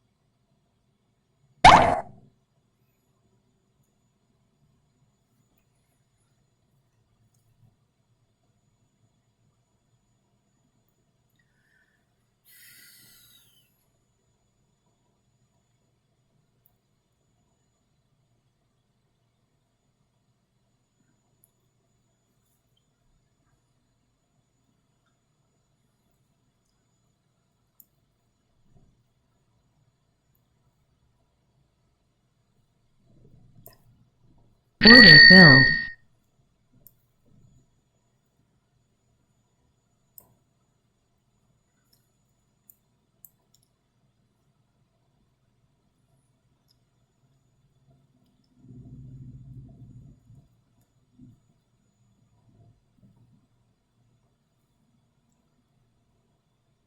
If it breaks out of this range, it's going here. Trade ESM 5 CME at TM light by 620.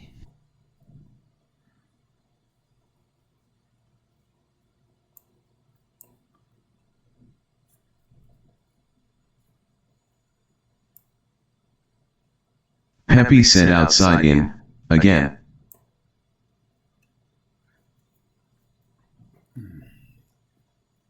Yep. And I only need to be long. Damn it. Peppy said 3 times repeat.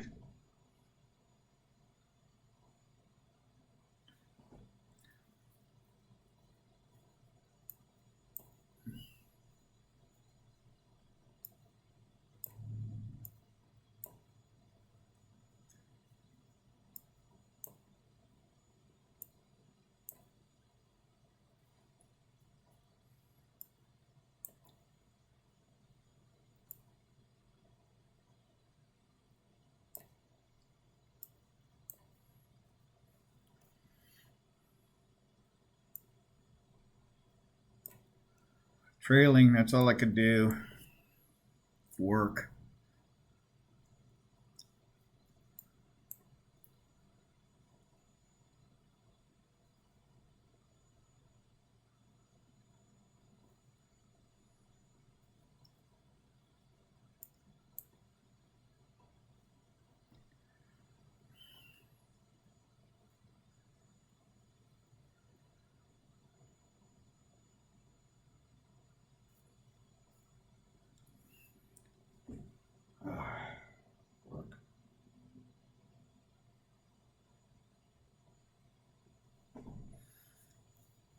Kiloton said IBH is here.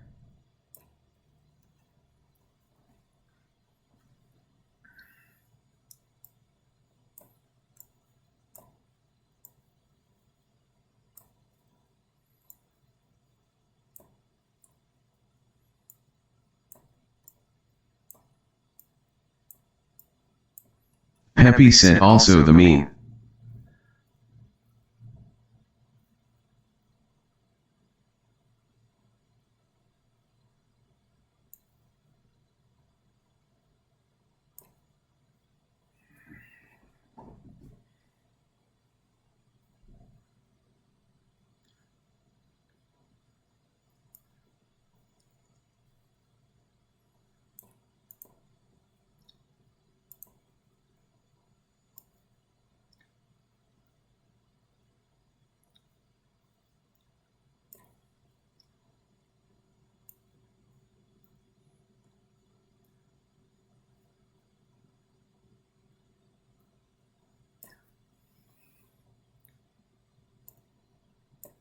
Order filled.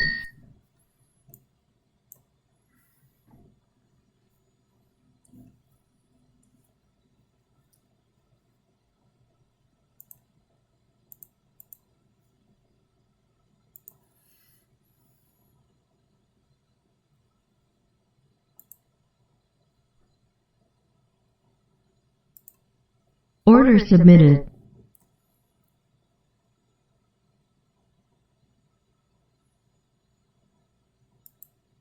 Order submitted.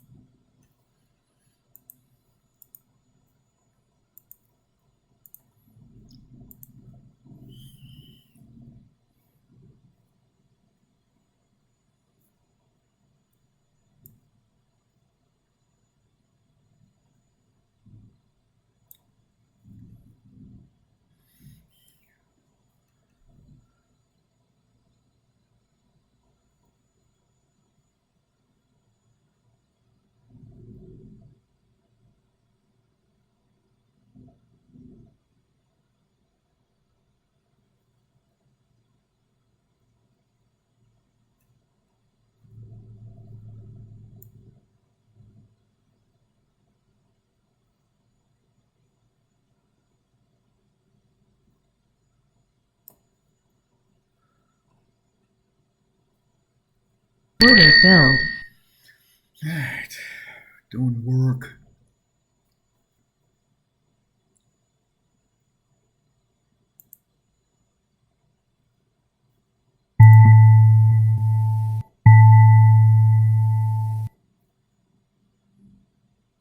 Damn, I should have got there and went there. Ah!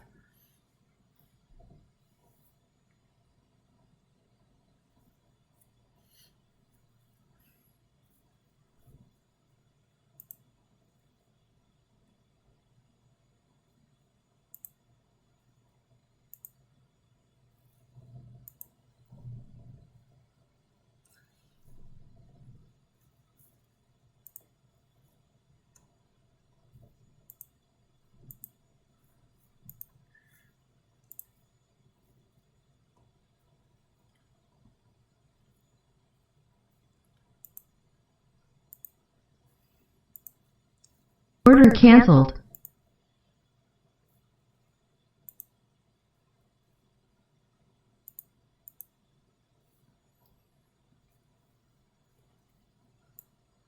Order submitted. Order canceled. Get long down here, man. This is the outside range right here. Is this still feedback? Yep.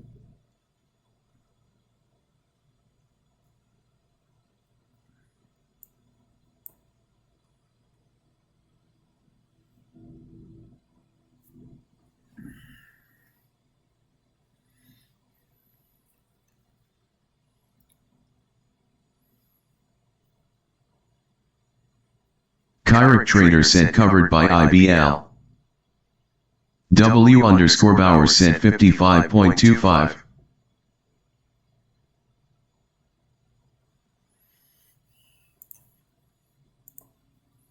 Order submitted.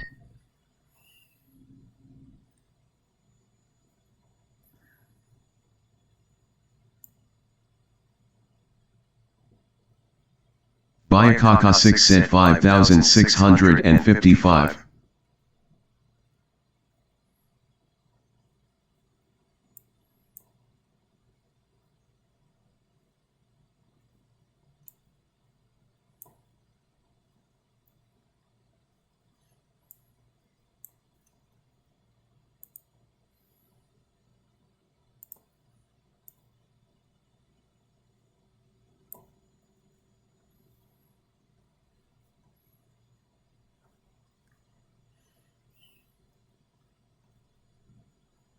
What did I do?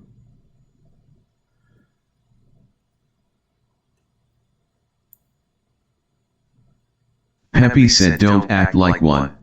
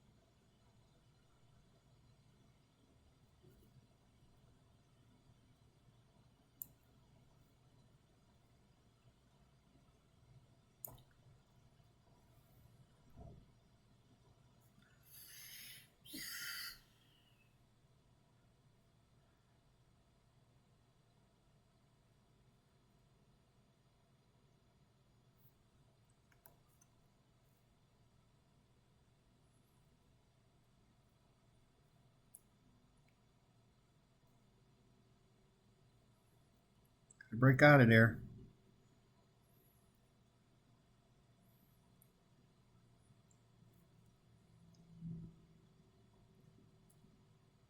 Come on.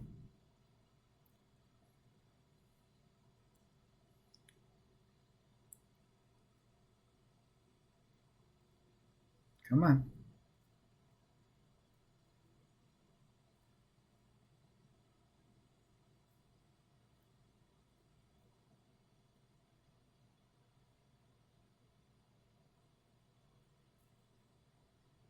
Order filled.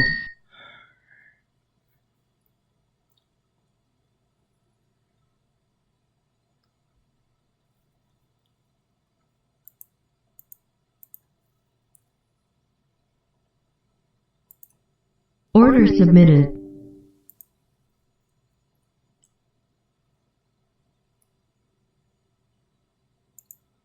Order submitted.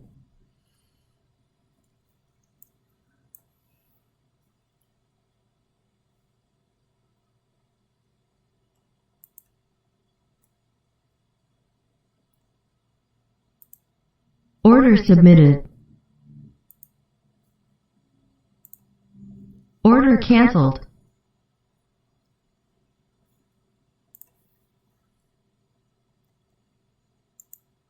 Order submitted. Order submitted.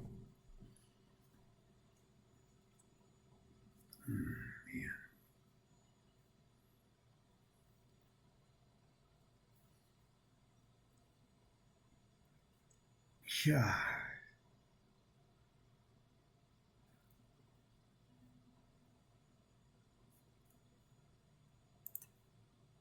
it ain't about the P&L, it's about the trade.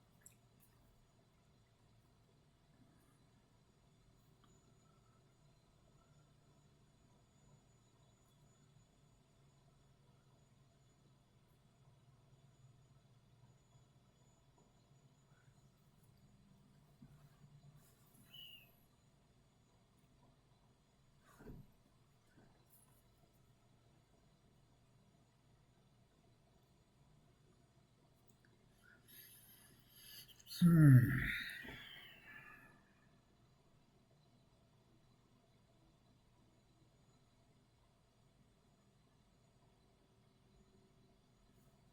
that's not my read.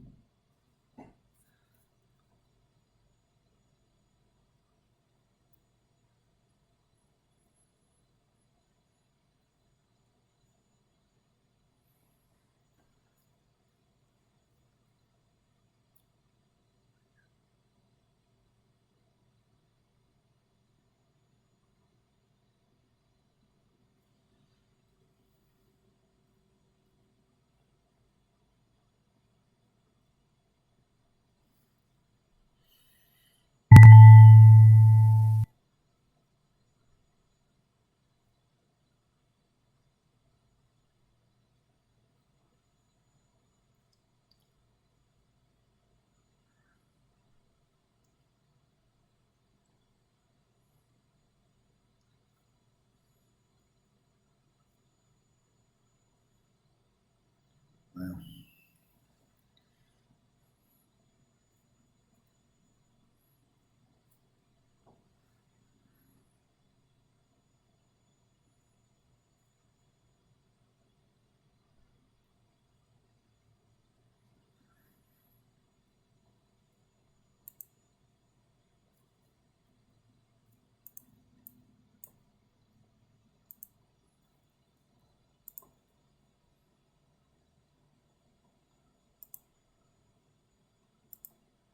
Order submitted.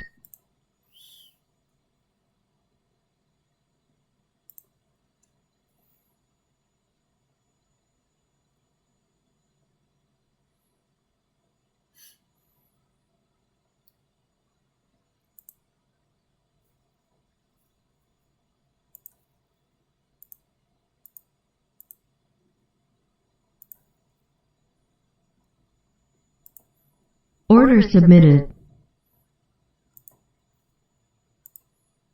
Order canceled. Order submitted. Order filled.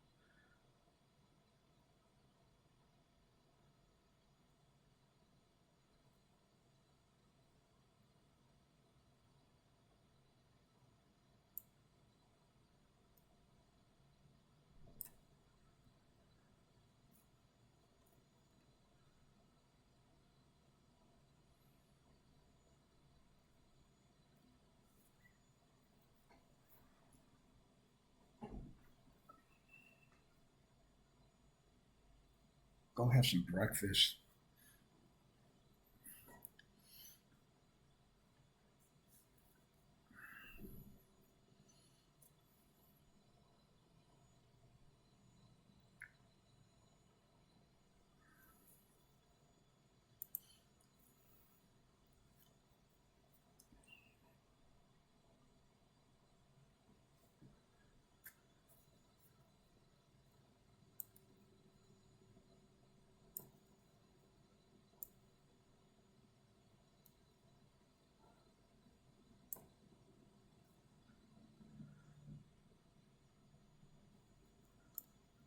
Kyric Trader said, is it based on order flow and context?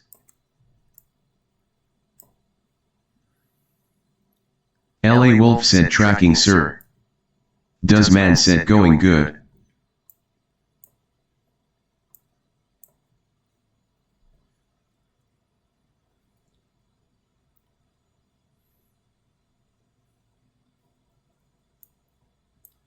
Bayakaka 6 said all good.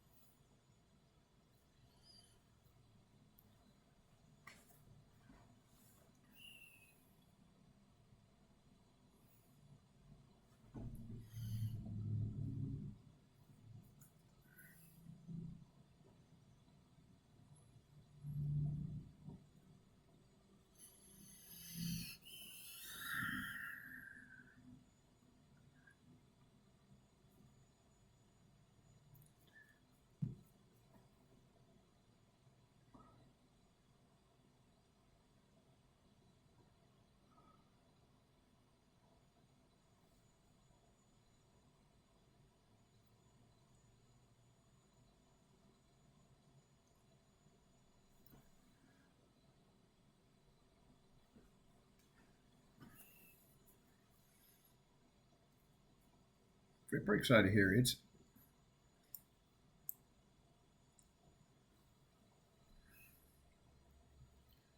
got overnight high, so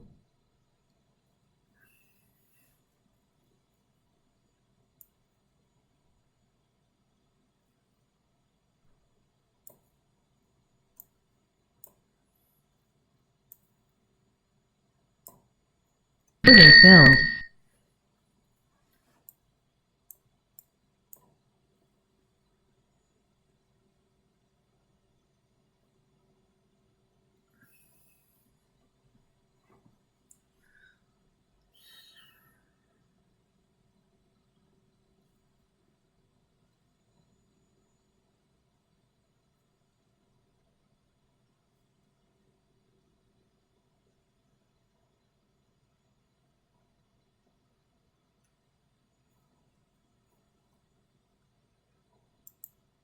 Order submitted.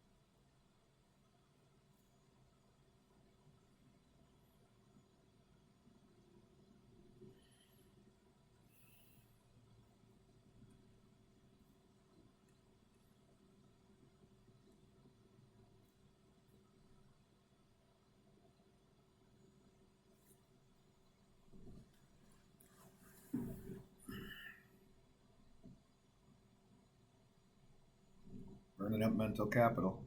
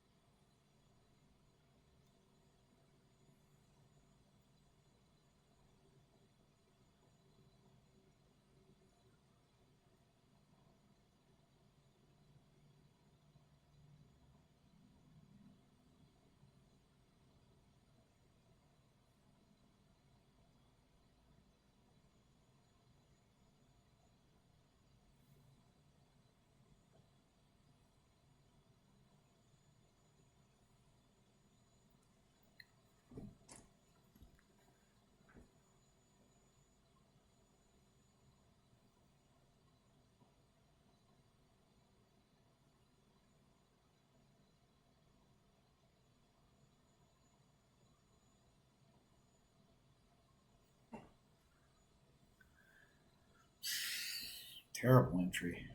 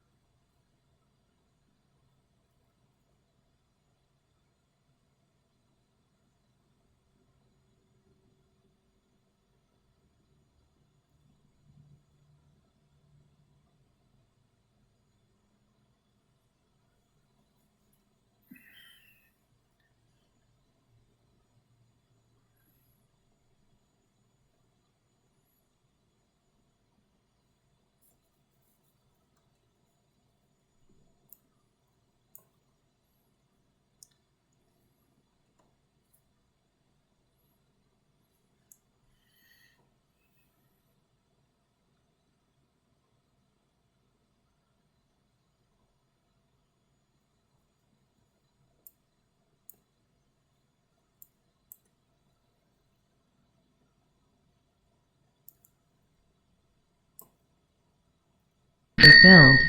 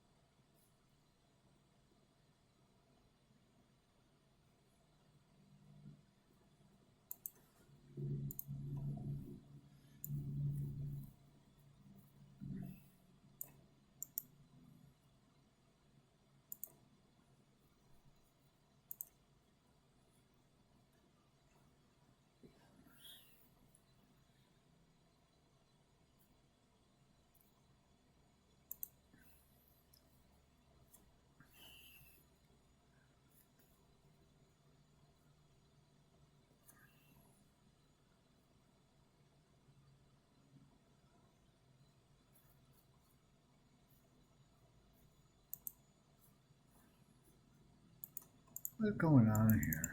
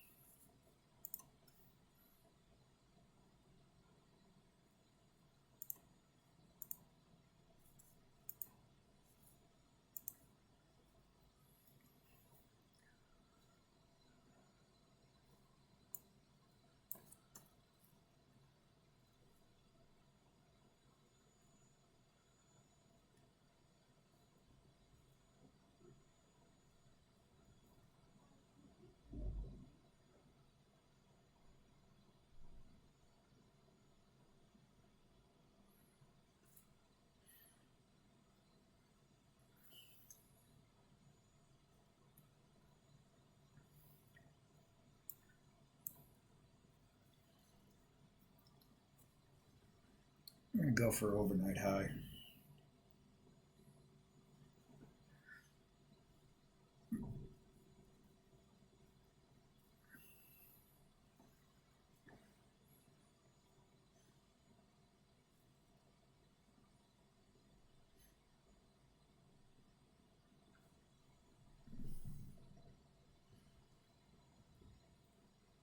They put more orders on it, so.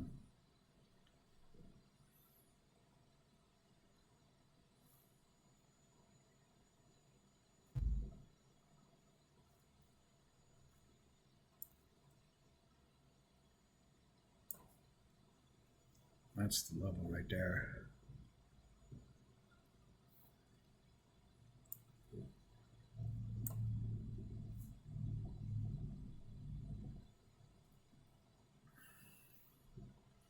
Got to get through all of that.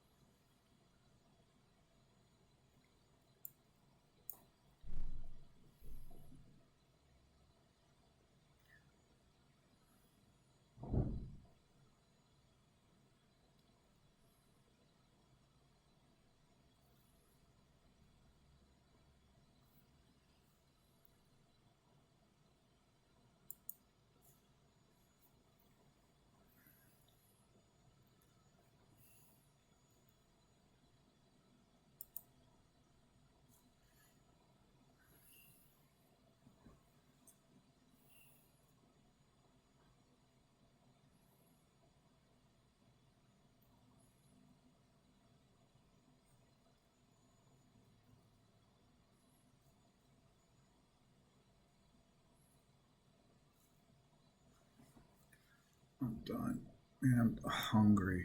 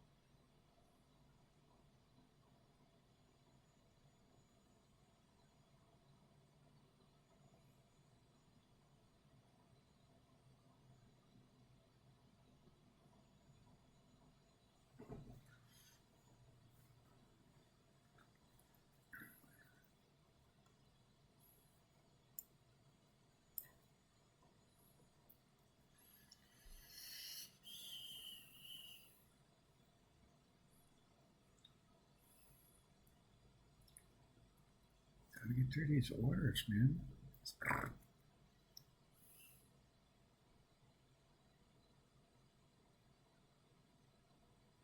Peppy said I'll go, as a big part of it.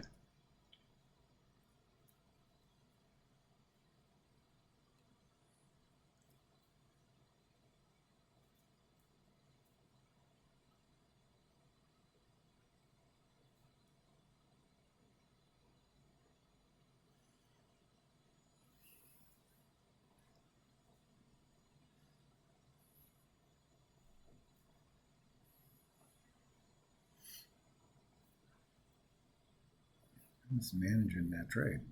That's what I'm doing.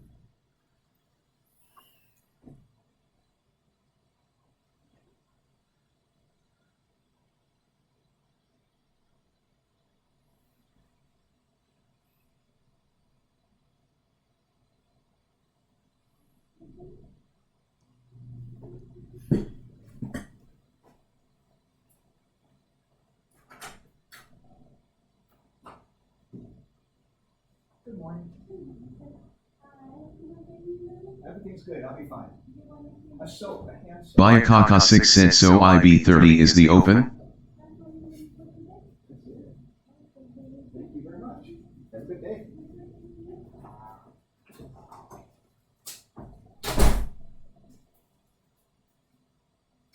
Sweet day.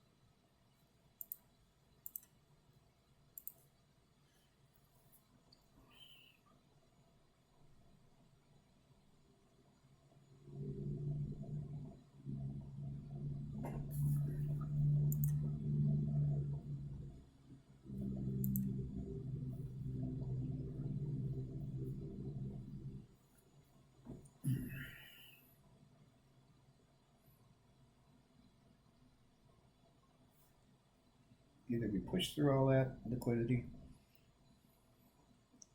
or it's pushing it down.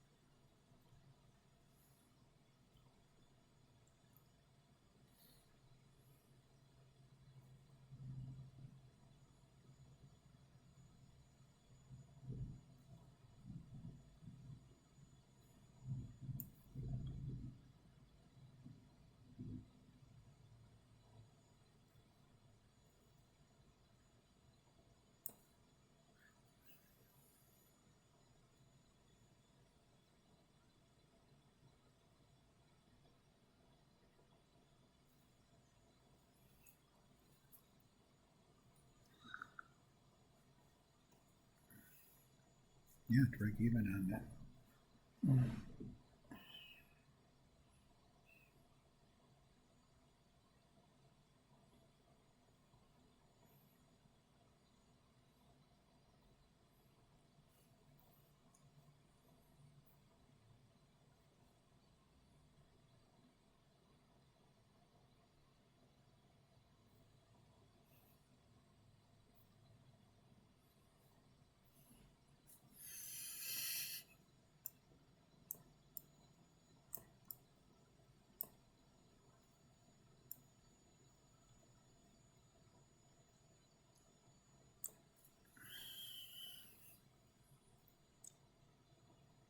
LA Wolf said IB30 is initial balance at 30 minutes. The high/low of the first 30 minutes after market open.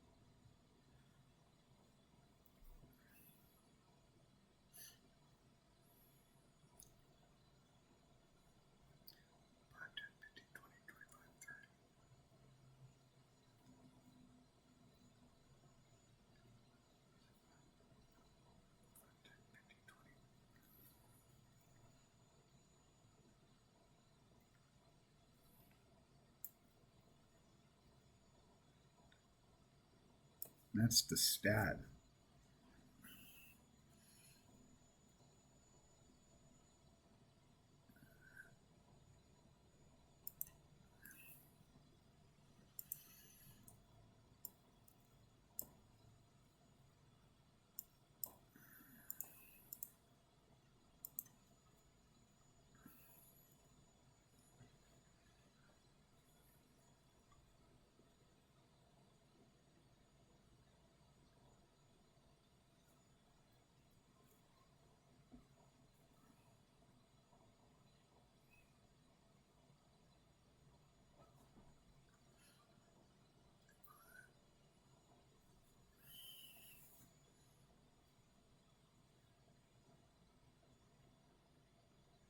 Pepe said, 697 till after lunch.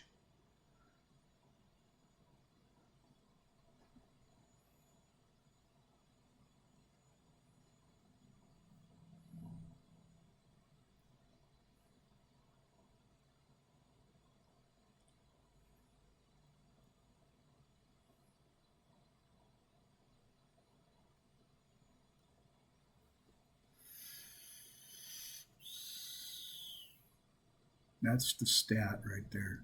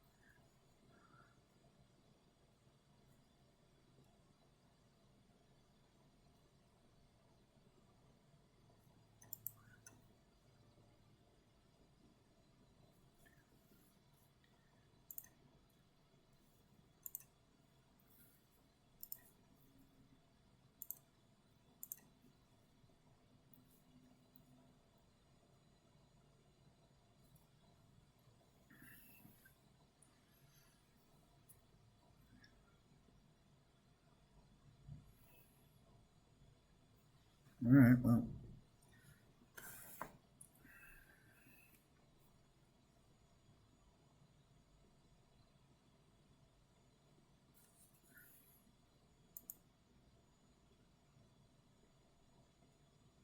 I guess I am recording 2 hours of this.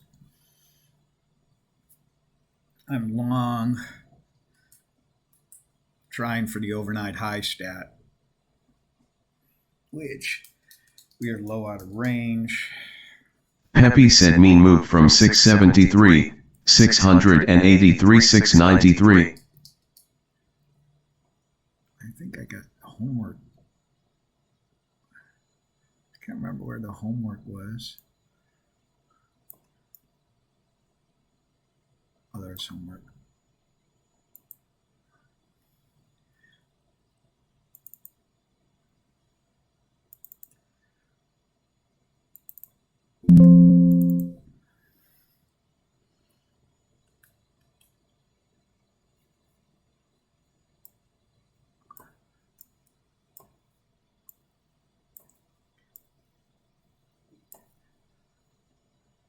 $57.89. $57.89. Let's see this. I'm gonna do a screenshot, I guess.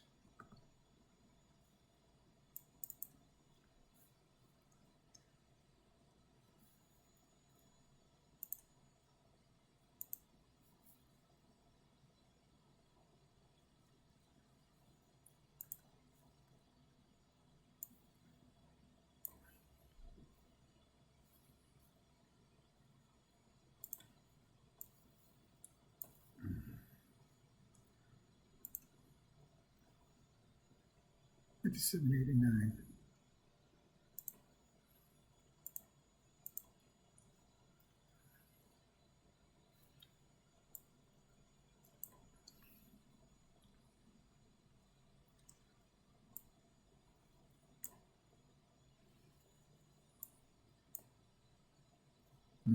Way up there. This is a low volume node. This is the bugs.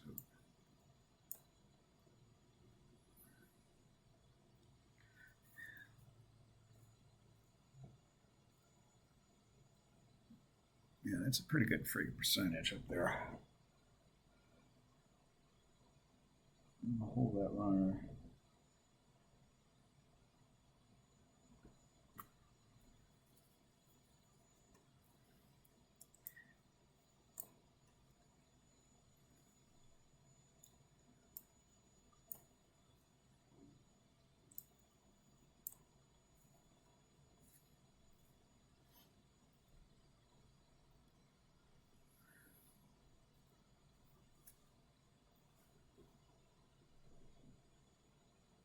Bayakaka6 replied to LA Wolf OIC, tell me if I'm incorrect so, IB30 is like IB 0.5.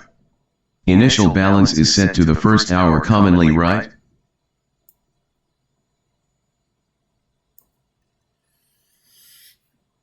Going for the overnight high. Got a pretty good stat for it.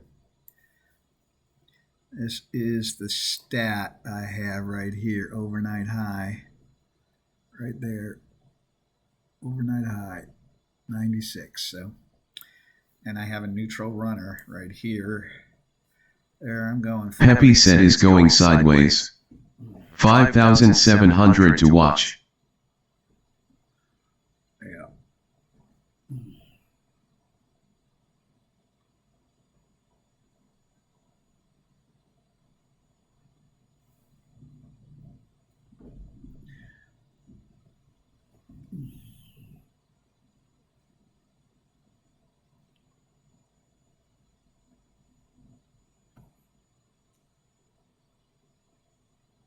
Can I just go and eat?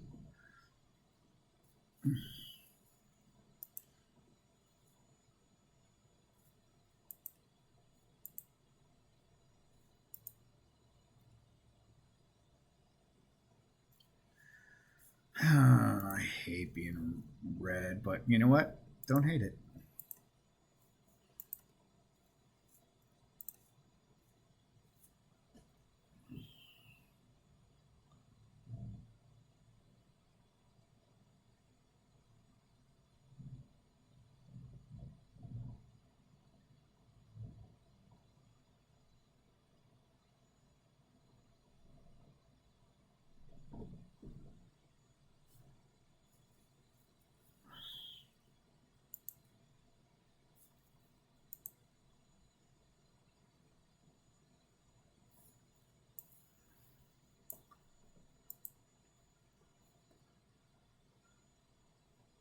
LA Wolf said a lot of observing, no trades for me today yet.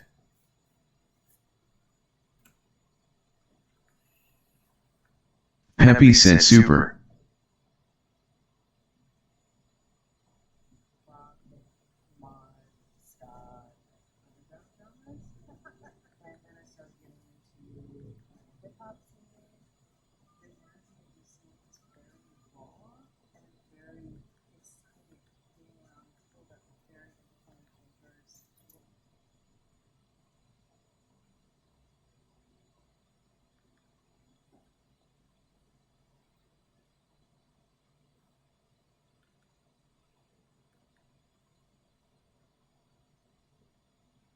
Condition, you somehow have an edge. I believe, and it's not a recommendation, this is the target and that's where we might go. But I need a location that gets me risk neutral. LA Wolf If I said enter tracking here, sir. I'm entering at my scale. You see, I can't take the trade. Does that make sense? I know you're probably thinking that you want to take every trade because you're thinking dollars. It's not the way to think in this business. It's to think edge. Dollars come as an output of executing an edge. They do not come from gambling, even though you're going to have winning trades. Gamblers win. But the casinos only play games with an edge. You might want to learn something. It's a successful business model. You know? Does that make sense? How we doing? Please give a like if you're visiting in YouTube. This is just one of those days, where you want to take a shoe off and throw it at the screen. But it's just that there's not a lot of opportunity, but there is selective opportunity.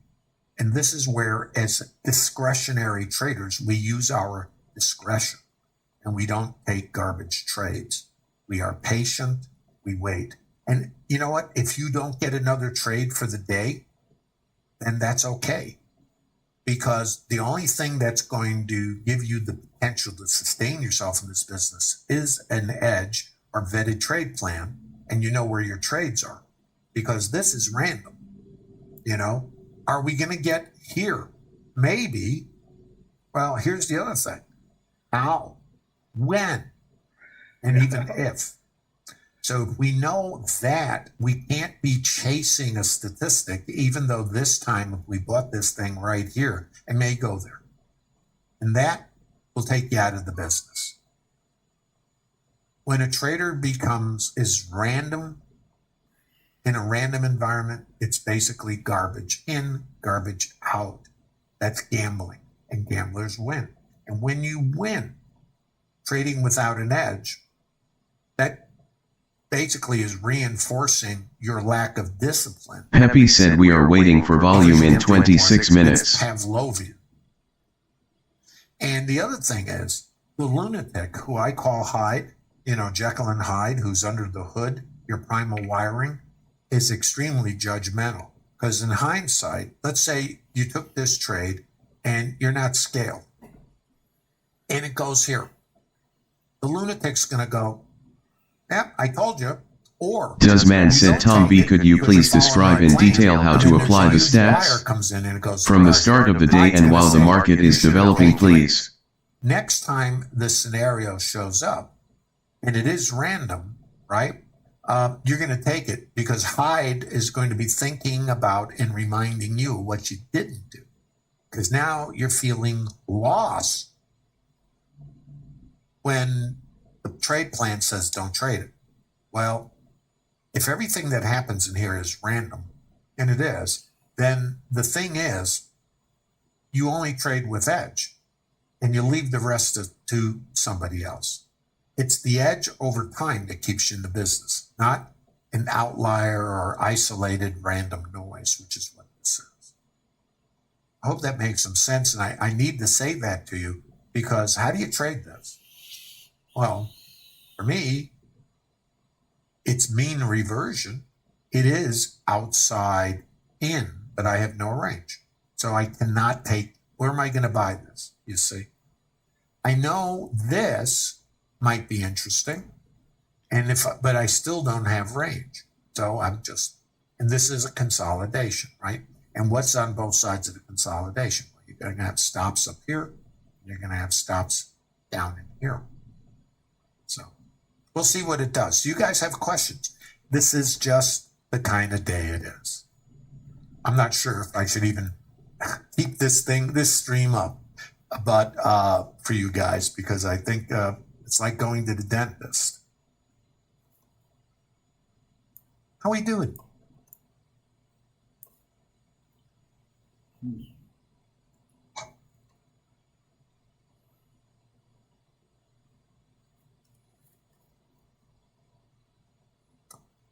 There's been the way to apply the stats, and this is a great question in TraderLab. The number one element here is something called context.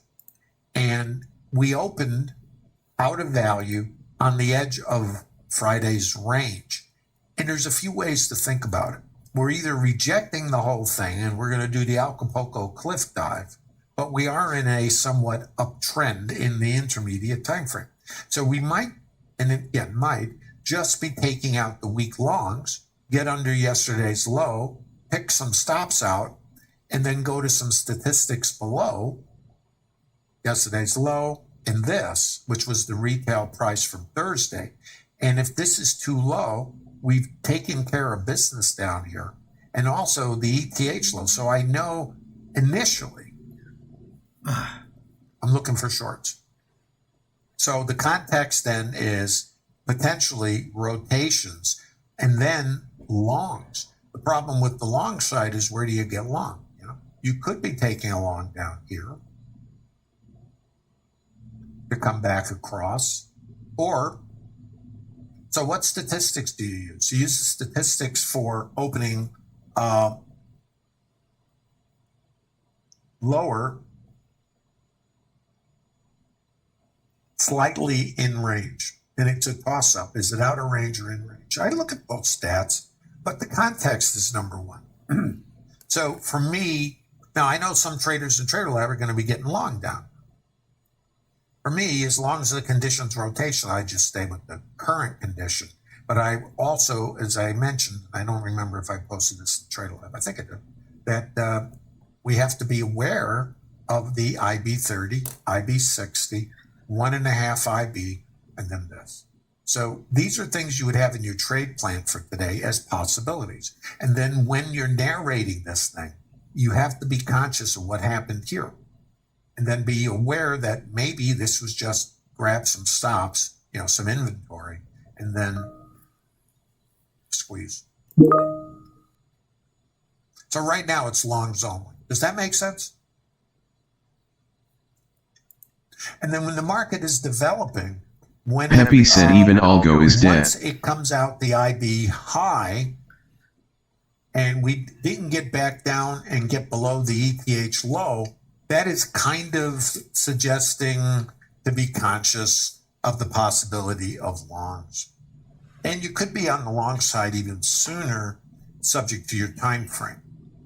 I mean, there's some traders in TraderLab that are going to be long down here, and then there's other traders that are going to be just trading shorter rotations. That's where time frame and clank. So let's look at our outside edge.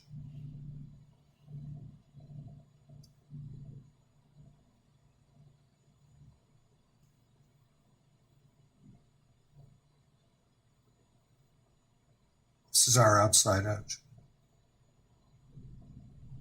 Again, this is something that if you're not already long, this is high risk, and it has. Does man said thank you, Tom. J Trade said Tom B. Are the notes in red labeled levels just the microcomposite POX, etc.? Let's look at this for a second. Liquidity comes in here, liquidity comes in here, and it skews the book. So we have the liquidity here and the liquidity here. This pulls. You have some liquidity here, and then this is added up here. We rotate off, we come here, and where's our liquidity? It's back up here. So now we want to see if this pulls and opens the door to this, which is a strike, or, and it would be good if they want to push it into here, to have algos come here in this hole, and that opens it up to here. So let's see what it does here.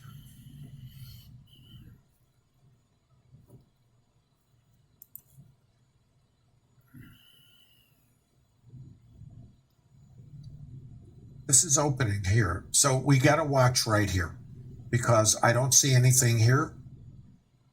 Doesn't mean there aren't buyers in here. Here's the buy delta. There was absorption here. So this is still sitting in here. Let's see what it does here.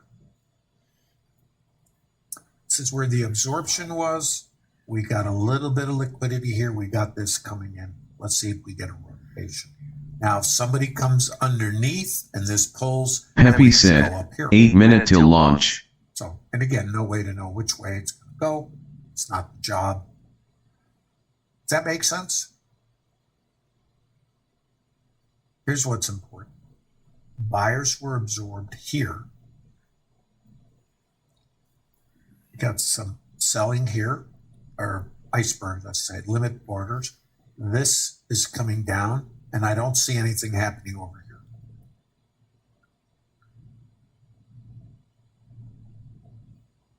Very nuanced when it comes to this. Now, if this got darker and this pulls, it opens it up. If it goes the other way, see what's going on. Let's just watch the order flow.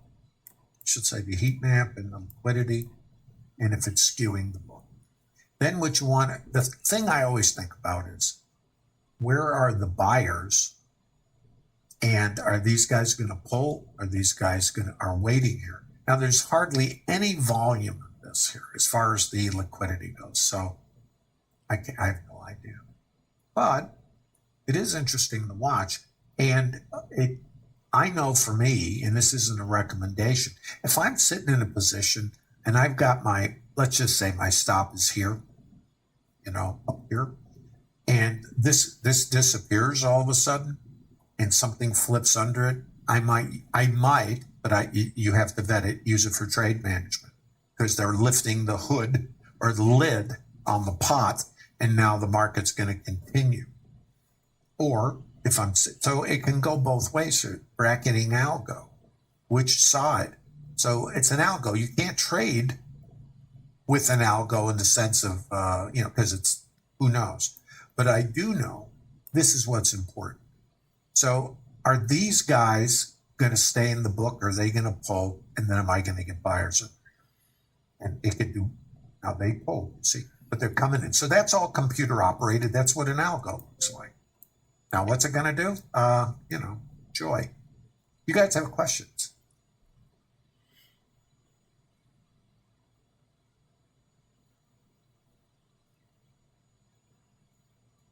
Pepe, what's this 18 minutes till launch? Jerry said,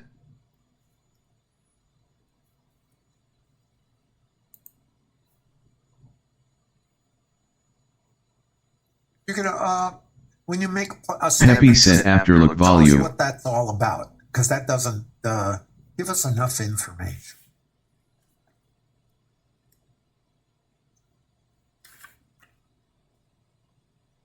Pepe said I did previously.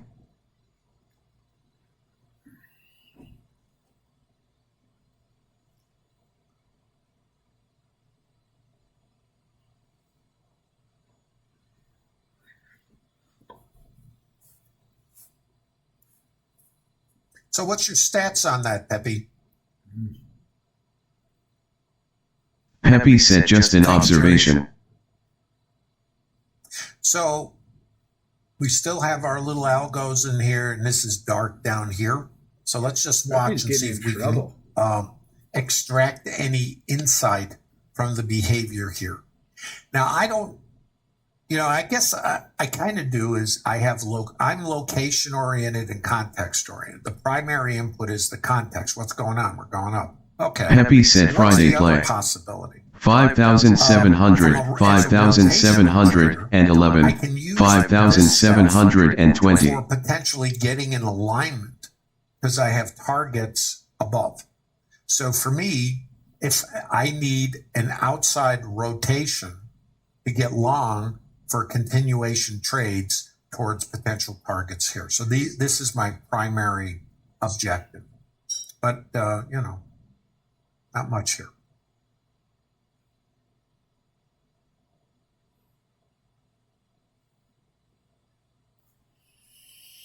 You guys have further questions? Just ask them because we only have a little bit of time left.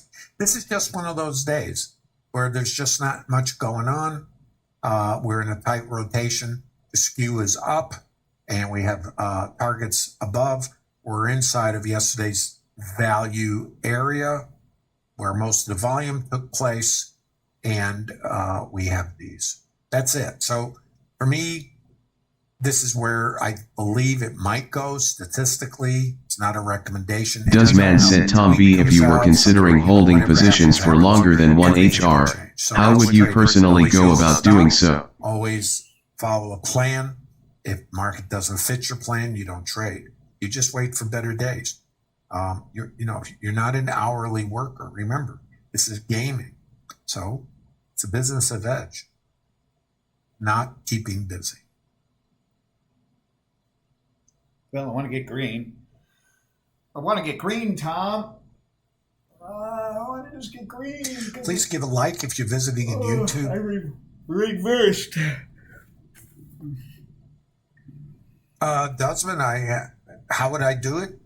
Well, that's your plan. How I do it, I use structure. So if I get on the wrong side of it and I don't have a location to get in, I just wait until I do. And if I don't, I just don't take a trade. It's not that important. In fact, it's not important. What's important is the edge. Keeping busy or trading, I just wait for my edge. And if I don't have an edge, I just wait until it shows. Doesman said, got it, thanks. Well, that was nice. Leave it at that. But time frame specific trade management has to be, you got to understand what you're going to do before you do it. This was really the tip off right there. Deepak migration, break high, come back here. This is really the best place for your long. Other than this, if you're taking this, but this was an opportunity to get long because it's mean reversion. What is mean reversion? It's outside in. When the mean shifts higher, what is this? Mean reversion from the long side, outside in. Now this is also mean reversion, outside in. You see, everything is saying at the moment up. But how do you manage your trade? Well, that's rotation specific, to you. This is outside in. This is the same process that I was doing on the short side. Outside in, outside in. Changes, then it's outside in. And then this, outside in.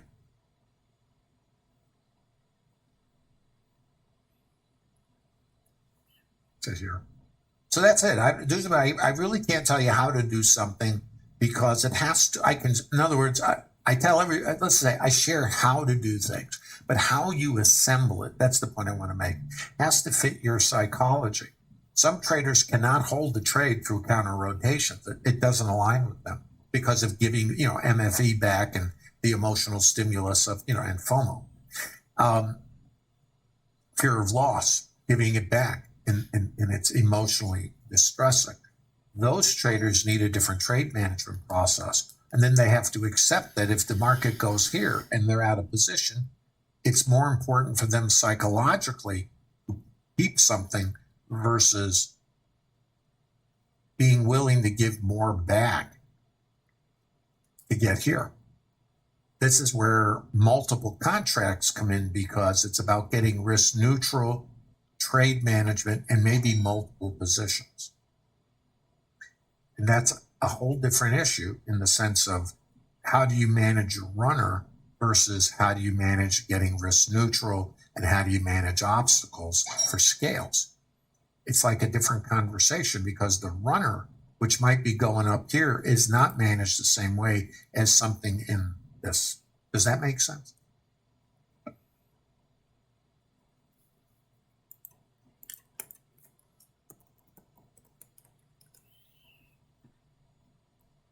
How are we doing in YouTube?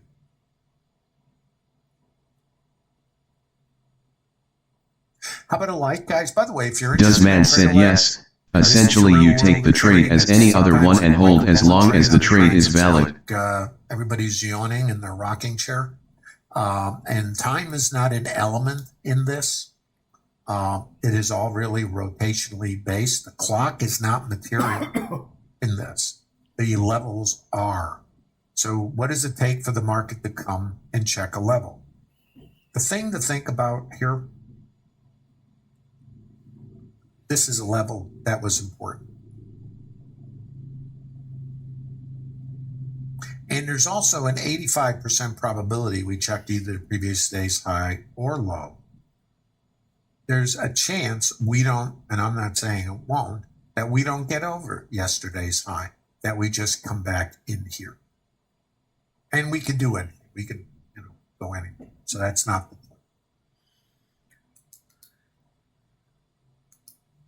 So at the moment, this is the primary objective. And again, Duzman, the way to think about this is you could be trading from this through your statistics to this and be done. And it's a completely viable Trader Lab trade, subject to time frame. Does that make sense? Does man said it's clear, thank you.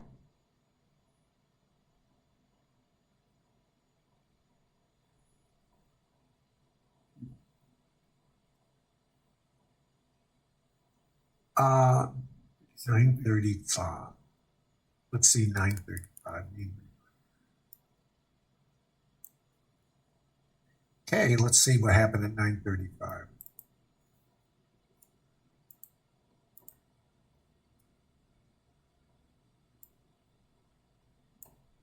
Yeah.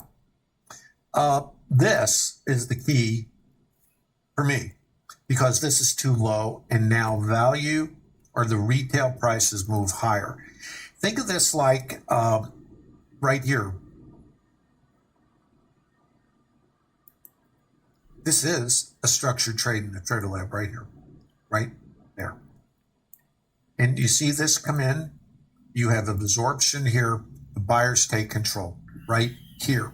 Your resistance is here. So it's either going to too low, too high, ping pong. And now we take this out, and right here, we just test it. There. It's right on the button. Liquidity comes in, break high. This could be a long in Trader Lab if that's your vetted plan. Okay. Was not a long for me. It should have been in hindsight, but it wasn't. So I went from the other side and I got the, as you might say, pay for that. Then the next trade is a long, would be here. I'd be continuation, and then off you go.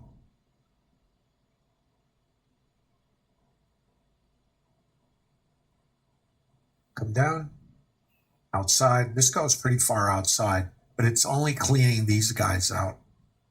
Buyers come back in. This is too high, pull out. So you have mean reversion. You could be buying this to there or this against this to there, and then you're going north to the value area, which was the next target.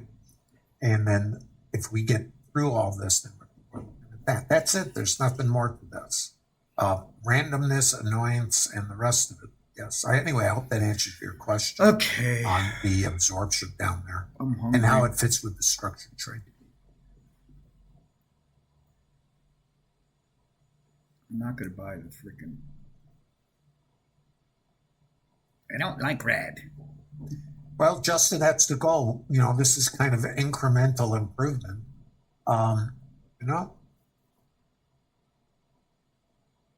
AAPS, if you're trading, the ES, I don't look at the NQ, I'm trading the ES. I mean, I used to watch the correlations. In fact, early on, not early, but let's just say there was a point I was watching 32 markets, you know, and the trend and the up down volume, you know, all that stuff, Dicky, VIX. But what I found was, what did that do? It created conflict. Everything is represented. The buyers, I'm activated in trading this. So I'm not trading the NQ. If the NQ is going up, I'm still trading this. It doesn't matter.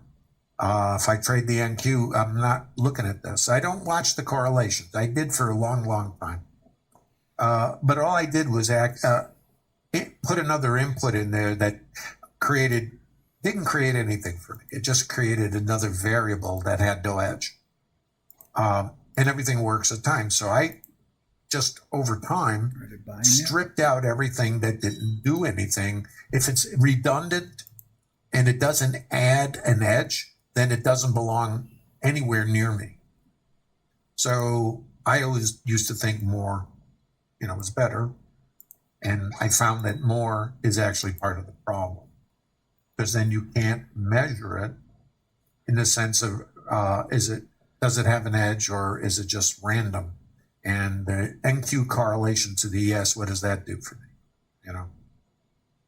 So I just don't, I don't do it. So anyway, I hope that answers your question. Sellers were here. Sellers are still here in the book. Notice it's dark below. So we want to watch this behavior. All we have going on here is a rotation at the moment. So and this is something that you guys have to vet and got to spend time on. You can integrate, of course, this into the book.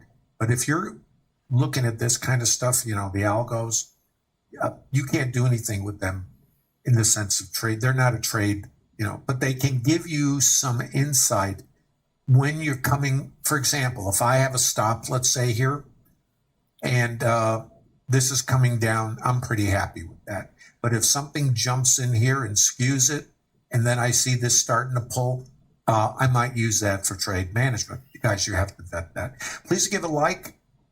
If you're in YouTube, use the link in the bottom of YouTube if you want to visit the Trader Lab community. There's no cost. All you got to do is verify your email so we know you're not spam. There's no cost for Trader Lab and all the education that's available in the Bookmap Discard Trader Lab community. Don't forget to like on the way out. Today was just one of those days. Remember, we have open targets above. It's not a recommendation. Follow the yellow brick JJ road. Mark said Follow Tom the clapping direction. hands. Develop a plan. LA Wolf Make said sure you thanks only Tom interact when you have a statistical edge or Bernstein weekly said list for thank you somebody Tom. else. Thanks, guys. Marty said thanks Have a great Tom. day. Don't forget the thumb up and the like. Bye Subscribe Kaka to the 6 said channel. thank You you. want to get notified of other streams.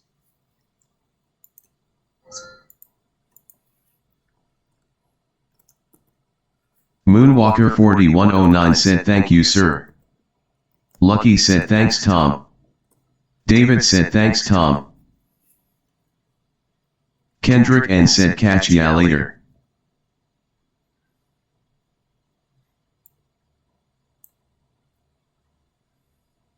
Peppy said thank you, Tom.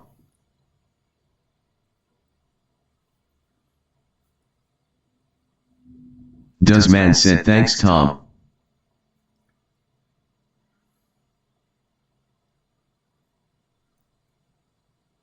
RJ said thanks Tom.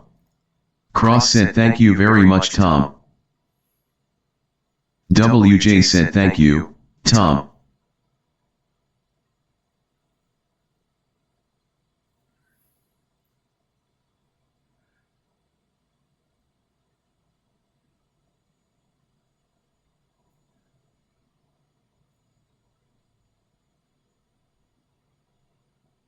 I'm hungry.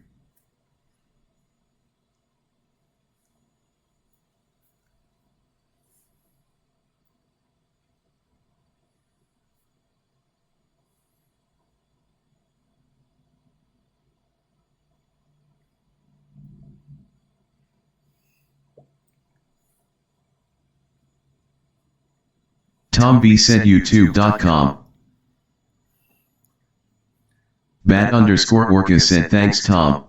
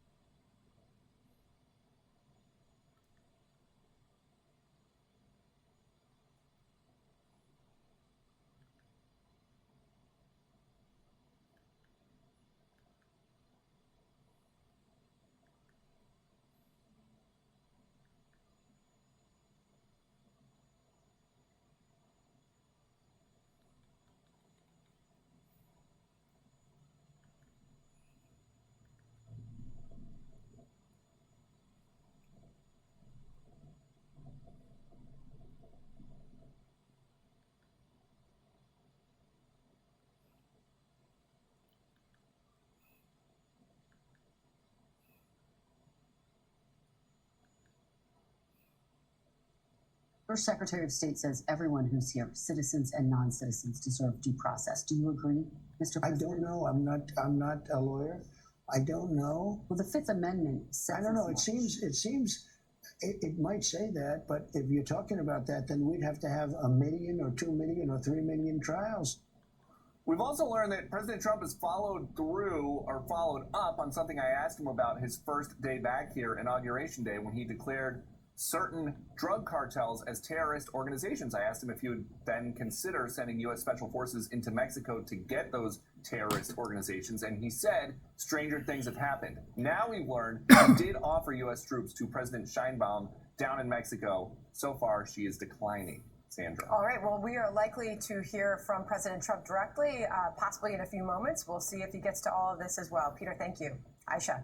Okay, so the battle over immigration enforcement is heating up in Wisconsin, where the Democratic governor there is defending his office's guidance for state workers if they encounter ICE agents at their workplace. So that guidance went out just days before the FBI arrested Judge Hannah Dugan for allegedly helping an illegal immigrant evade ICE.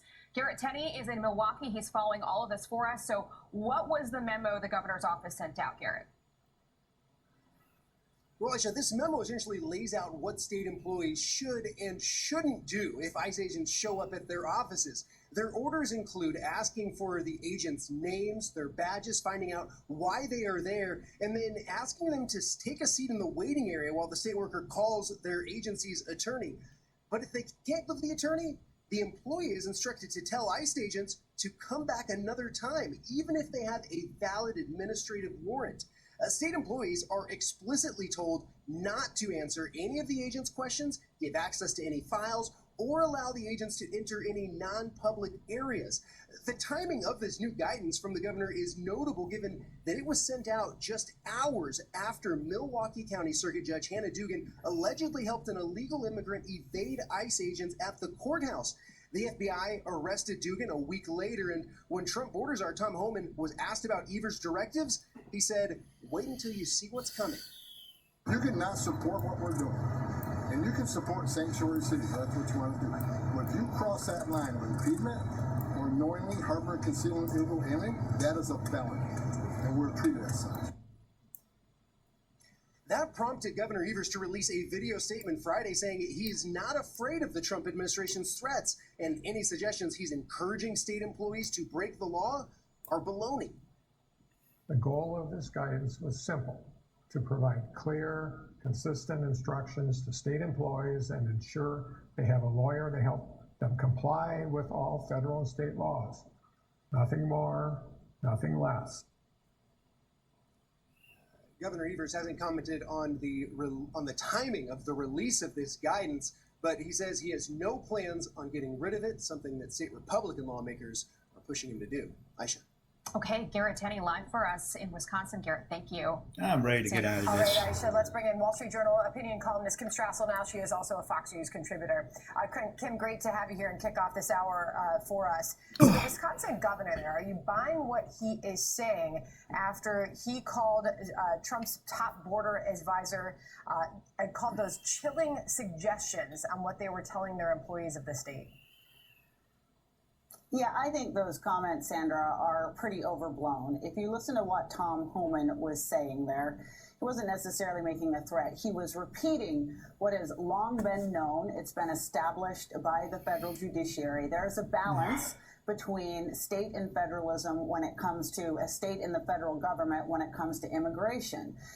And what they essentially spelled out is that states do not have to assist ICE in any of its efforts, meaning hand over information or put a deportee in a red-wrapped bow and hand them over, but they cannot obstruct. And so I think what's going to be really important here is how employees read that Evers guidance to make sure, and I hope that the governor's office is spelling out that distinction to them and not encouraging them in any way to break what are those broad general rules. ICE clearly knows what those rules are. I think it's important that state employees understand them as well, too. Yeah, and now Alexandria Ocasio-Cortez, her name is obviously very much out there as a face for the Democratic Party.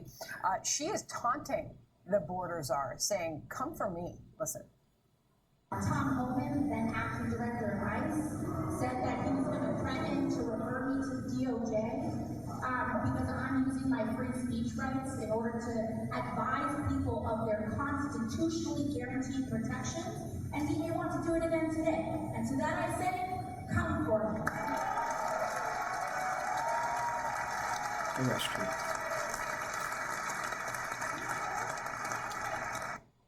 Kim, your reaction to that? You know, Sandra, AOC does not seem to be happy unless she is in the center of a media storm somewhere here or there. I mean, look, she knows the rules of the road as well, too. And simply advising people that they should get an attorney is not going to land you in hot water. But I think what we saw from last week in the arrest of this Wisconsin judge is that if you are actively engaged in helping an illegal alien evade deportation agents, that is something entirely different. So, I mean, that's going to be up to her. But she is suggesting, I think, the notion that they're going to come get her for free speech rights is simply not correct. Okay, so this is the DNC chair, Ken Martin, now on the optics surrounding Kilmar Abrego Garcia and that case and Democrats' defense of 9 him. o'clock to 10 o'clock. The way that Donald Trump has approached this has been so haphazard. And, no, I don't think the optics are bad. And standing up for our Constitution, the rule of law, and due process.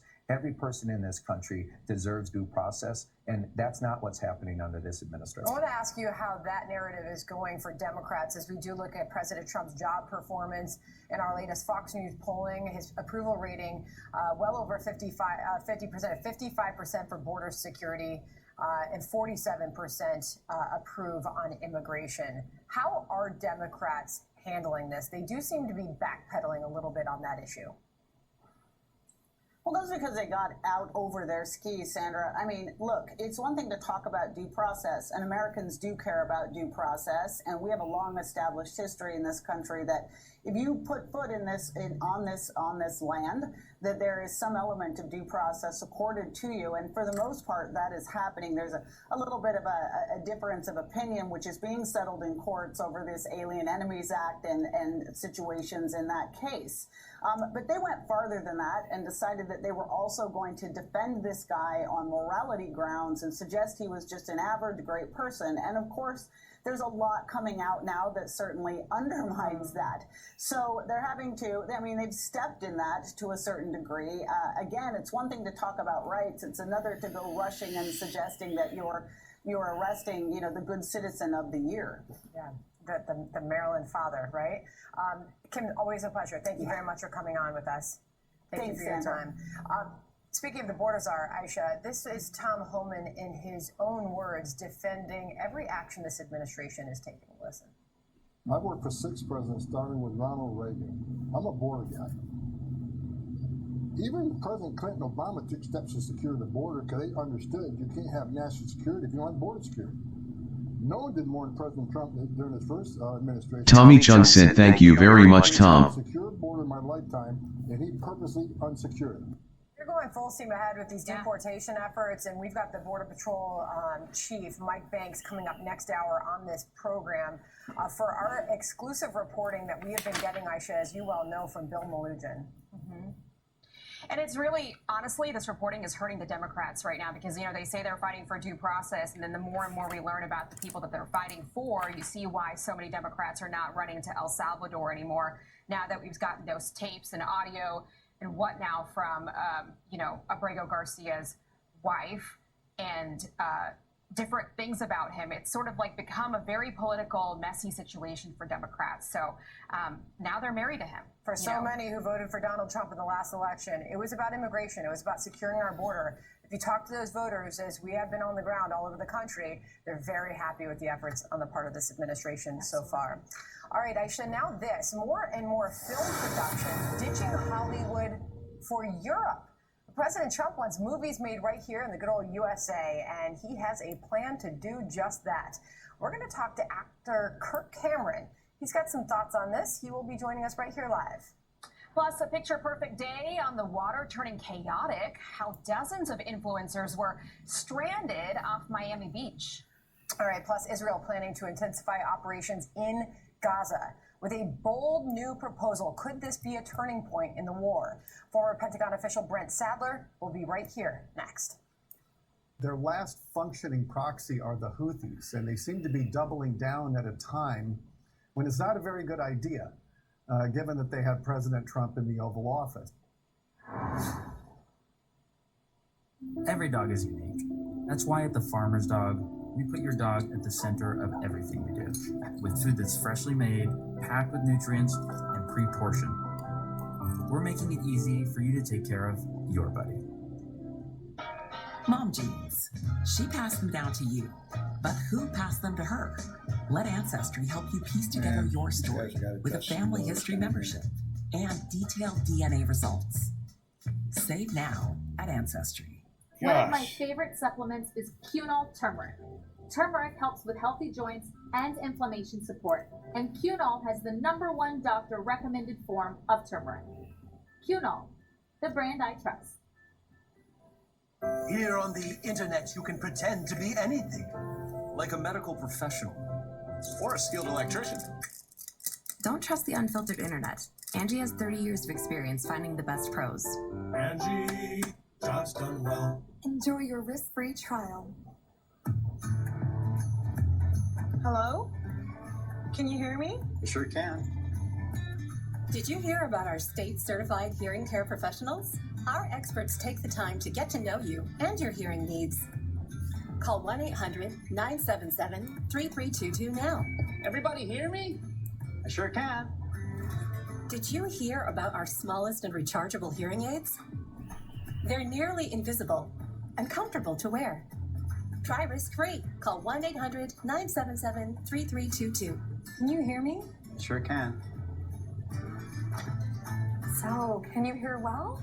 Sure can. Did you hear about our lifetime of aftercare? Every hearing aid comes with a lifetime of free checkups, free cleanings, and free adjustments. Book today. Call 1-800-977-3322. Honey, the mouthwash isn't working. You think mint-flavored lies are gonna save you? Your relationship deserves Smart Mouth's 24-hour protection. Discover Smart Mouth to upgrade your mouthwash. Our Smart Zinc activation prevents bad breath for 24 hours. Never have bad breath again. You know Harbor Freight for affordability, but durability Is submitted. You see, All right. we test, and then we test again. Now, it's time for you to put us to the test. Whatever you do it for less at Harbor Freight. 61. Choppy's Happy Laces. There's a horse out there called American Promise. What does the American Promise mean to you? Hopefully to win big. Settle it for a Forlati said buyers couldn't keep the bumper distribution. Sure, it's nothing. I've called her 5 times. I'm sure she's fine. Peppy said out of all go. Cancelled. Help! I've fallen and I can't get up. Don't worry, ma'am. We're sending help right now. Hello? Hello, this is Life Alert. Your mother had an emergency, and we dispatched paramedics to her home. Oh my gosh, what happened? She had a fall, but don't worry. She is safe, and the paramedics are helping her right now. Thank you. Life Alert saves a life every 11 minutes. With one simple touch of a button, Life Alert sends help immediately. Whether it's to report a fall, a medical emergency, or an intruder, Life Alert sends first responders fast. For a free brochure, call 800-881-0035. 800-881-0035. That's 800-881-0035. Started on Choppy 14 years ago. Today we have more than 85 stores. I've talked a million times about our perfect untucked shirts. But what I haven't talked about is the quality and detail that goes into making each one. We developed a stay-put collar that never falls flat. Then we source unbreakable buttons and a special heat lock thread. Finally, we have exceptional quality control so there's no shrinkage and each shirt fits the same over and over. Come try us at untuckit.com.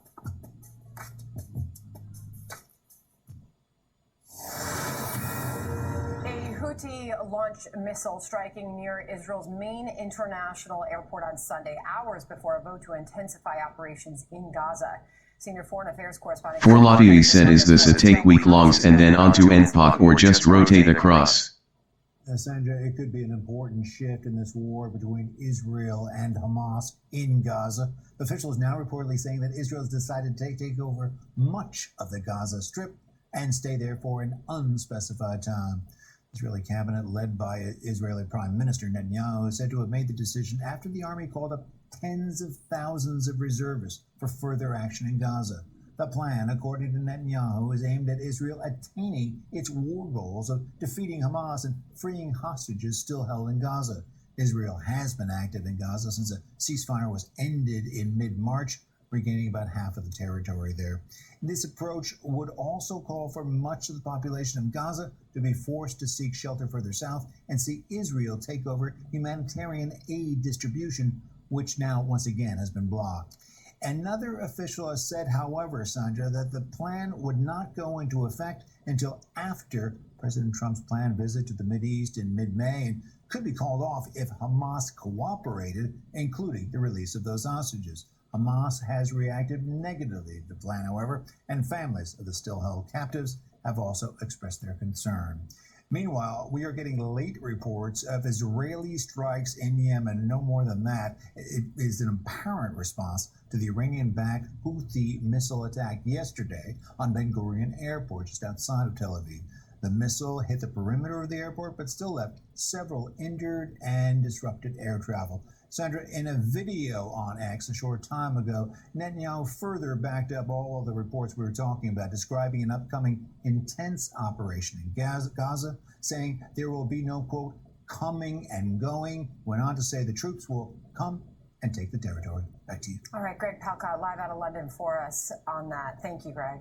Aisha? Thank you. Okay, so for more on this, let's bring in now Brent Sadler, retired Navy captain, former Pentagon official, and Heritage Foundation senior fellow. So Greg Palcott was alluding to this. I just want to put it up on the screen here. This is what Prime Minister Netanyahu said about this possible potential reoccupation of Gaza. He said, "One thing will be clear. There will be no coming and going. We will call up reserves so they will come and take territory, pulling out and then making raids on what's left. We will not do that. That is not the intention. The intention is the opposite." So, right, Israel has been very, very clear about what it wants. It wants two things. Number one, get these hostages home. We still don't have all of them back. And then number two, get rid of Hamas. Can Israel going in and taking Gaza accomplish those two things? Well, it's much more tricky on trying to get the hostages back through force of arms and getting them back alive. Hamas has definitely reneged on past offers and been, less than a trustworthy partner in past negotiations. So perhaps the only way is through direct military action. But certainly the destruction of Hamas and removing them from Gaza, which is also in the U.S.'s best national interest, that's always going to take a clear and hold kind of strategy or tactic. And that is going to involve a lot more troops on the ground for a longer time to accomplish. So this is not a surprise. This is, I think, inevitable, and inevitable because Hamas continues to renege and not enter into a negotiation or peacefully withdraw. And Israel is, getting hit by so many different forces right now, and that includes the Houthis. Obviously, it's got this big Iron Dome that most of the time, more often than not, works. But over the weekend, one of these missiles from the Houthis actually got in and hit near the airport. The Trump administration, this campaign that's been going on for more than 50 days, continues. But the Houthis are not backing down. They continue to resist.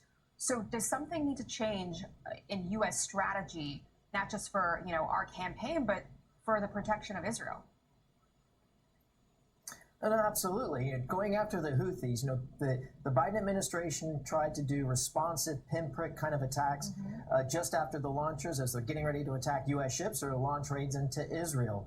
Trump has come in and rightfully upped the volume and the intensity. But that's not going to be enough, because as long as Iran is able to ferry in supplies and munitions into the proxy, Tom B said YouTube.com. We're not going to see the end of this, because one thing is certain: the Houthis, for the last few decades, at least since the end of the Soviet Union and their former supporters, have continued to fight and have not been deterred from launching attacks. It's a matter of getting the weapons supply cut. Well, so what do we do about Iran? In the next couple of weeks here, what do we need to do about this country that is really creating all of the mischief that we see in the Middle East?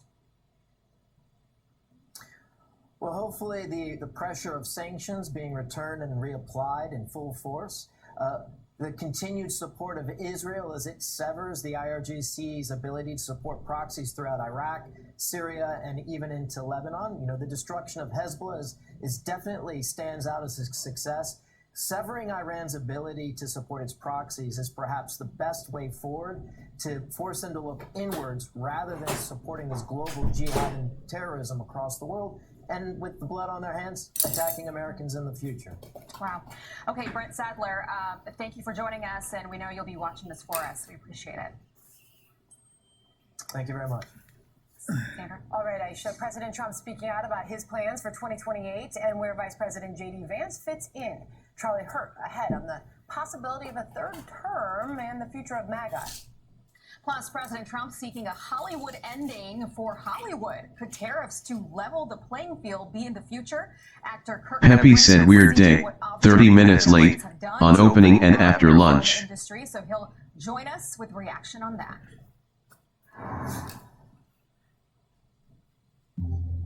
You make good choices. Always planning ahead. Like to not just chase a career, but one day, follow your heart. With ambition like that, you need someone who elevates advice to a craft. At UBS, we match your vision with insight and expertise to shape a unique outcome for you. Advice is our craft. David takes Prevagen for his brain, and this is his story. Nice to meet you. My name is David. I've been a pharmacist for 44 years. When I have customers come in, I recommend Prevagen. Number one, because it's safe and effective, does not require prescription, and I've been taking it quite a while myself, and I love it when the customers come back in and tell me, David, that really works so good for me. Makes my day. Prevagen, for your brain. Unplug and unlock. Road trips on easy mode. And a really big touchscreen for the biggest jams. And qualify for up to $7,500 in tax credit with the Equinox EV. Unlock the tech and the value with the 2025 Equinox EV, America's most affordable over 315-mile range EV. And Chevrolet, together let's drive. You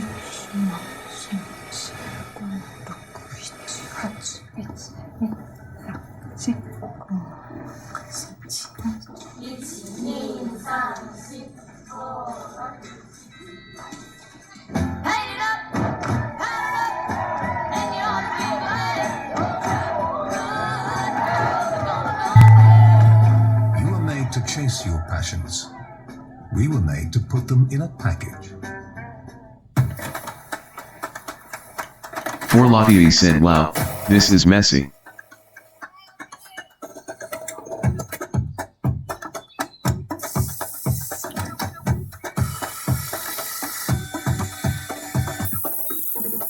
Do it all with Steel Battery. Don't miss Steel deals. Now is the best time to save big on over 40 hardworking Steel tools. Tom B said, guys, if you don't have an edge, put it in park. Orange Days delivers the savings you need for the life you love. Shop a wide selection of equipment at your local dealer, including America's #1 selling compact tractor. And get your perfect match delivered to your door. Designed for comfort and built for performance. Now through June 30th, get 0 down, 0%. Tom B said this is Hyde's World. Or up to $3,000 off select compact tractors. Sales ending soon. Find your nearest dealer at KubotaOrangeDays.com. Top line? This is a quality comprehensive exam. Come again? You asked me to top line it for you. Okay. Bottom line? Well, the bottom line is this is an amazing value. What? Get 2 pairs of progressives and an eye exam starting at just $159.95 at America's Best. Hey, look at that. They got one of DirecTV's new genre packs. I think you mean genre packs. Yeah, that's what I said. Now they can pay less and pack just the TV they want. Pick the TV they want. Yeah, now you're getting the picture. I give up. Artificial intelligence is redefining what's possible. At CoreWeave, our cloud platform is purpose-built for AI to provide the world's leading innovators with the performance and efficiency they need to realize AI's potential today and into the future. We are built for this moment. CoreWeave, powering AI innovations. I'm not just blaming other nations, but other nations, a lot of them, have stolen our movie industry. And I'm saying, if they're not willing to make a movie inside the United States, and we should have a tariff on movies. Bayakaka6 said, looks like 90 to 9 is acting as a resistance. Would play the mean at Val if I see sellers there. Tom B said, observe LIQ 87 to 88. It's to help the American film industry fight foreign competition. The White House says no. Tom B said 93 HBN. In a moment, we're going to get reaction from actor Kirk Cameron, see where he stands on the issue. But first, let's go to Fox Business's Max Gordon. He is live in Hollywood. So, Max, tell us, can a tariff really keep these? Pepe said lazy Monday habits.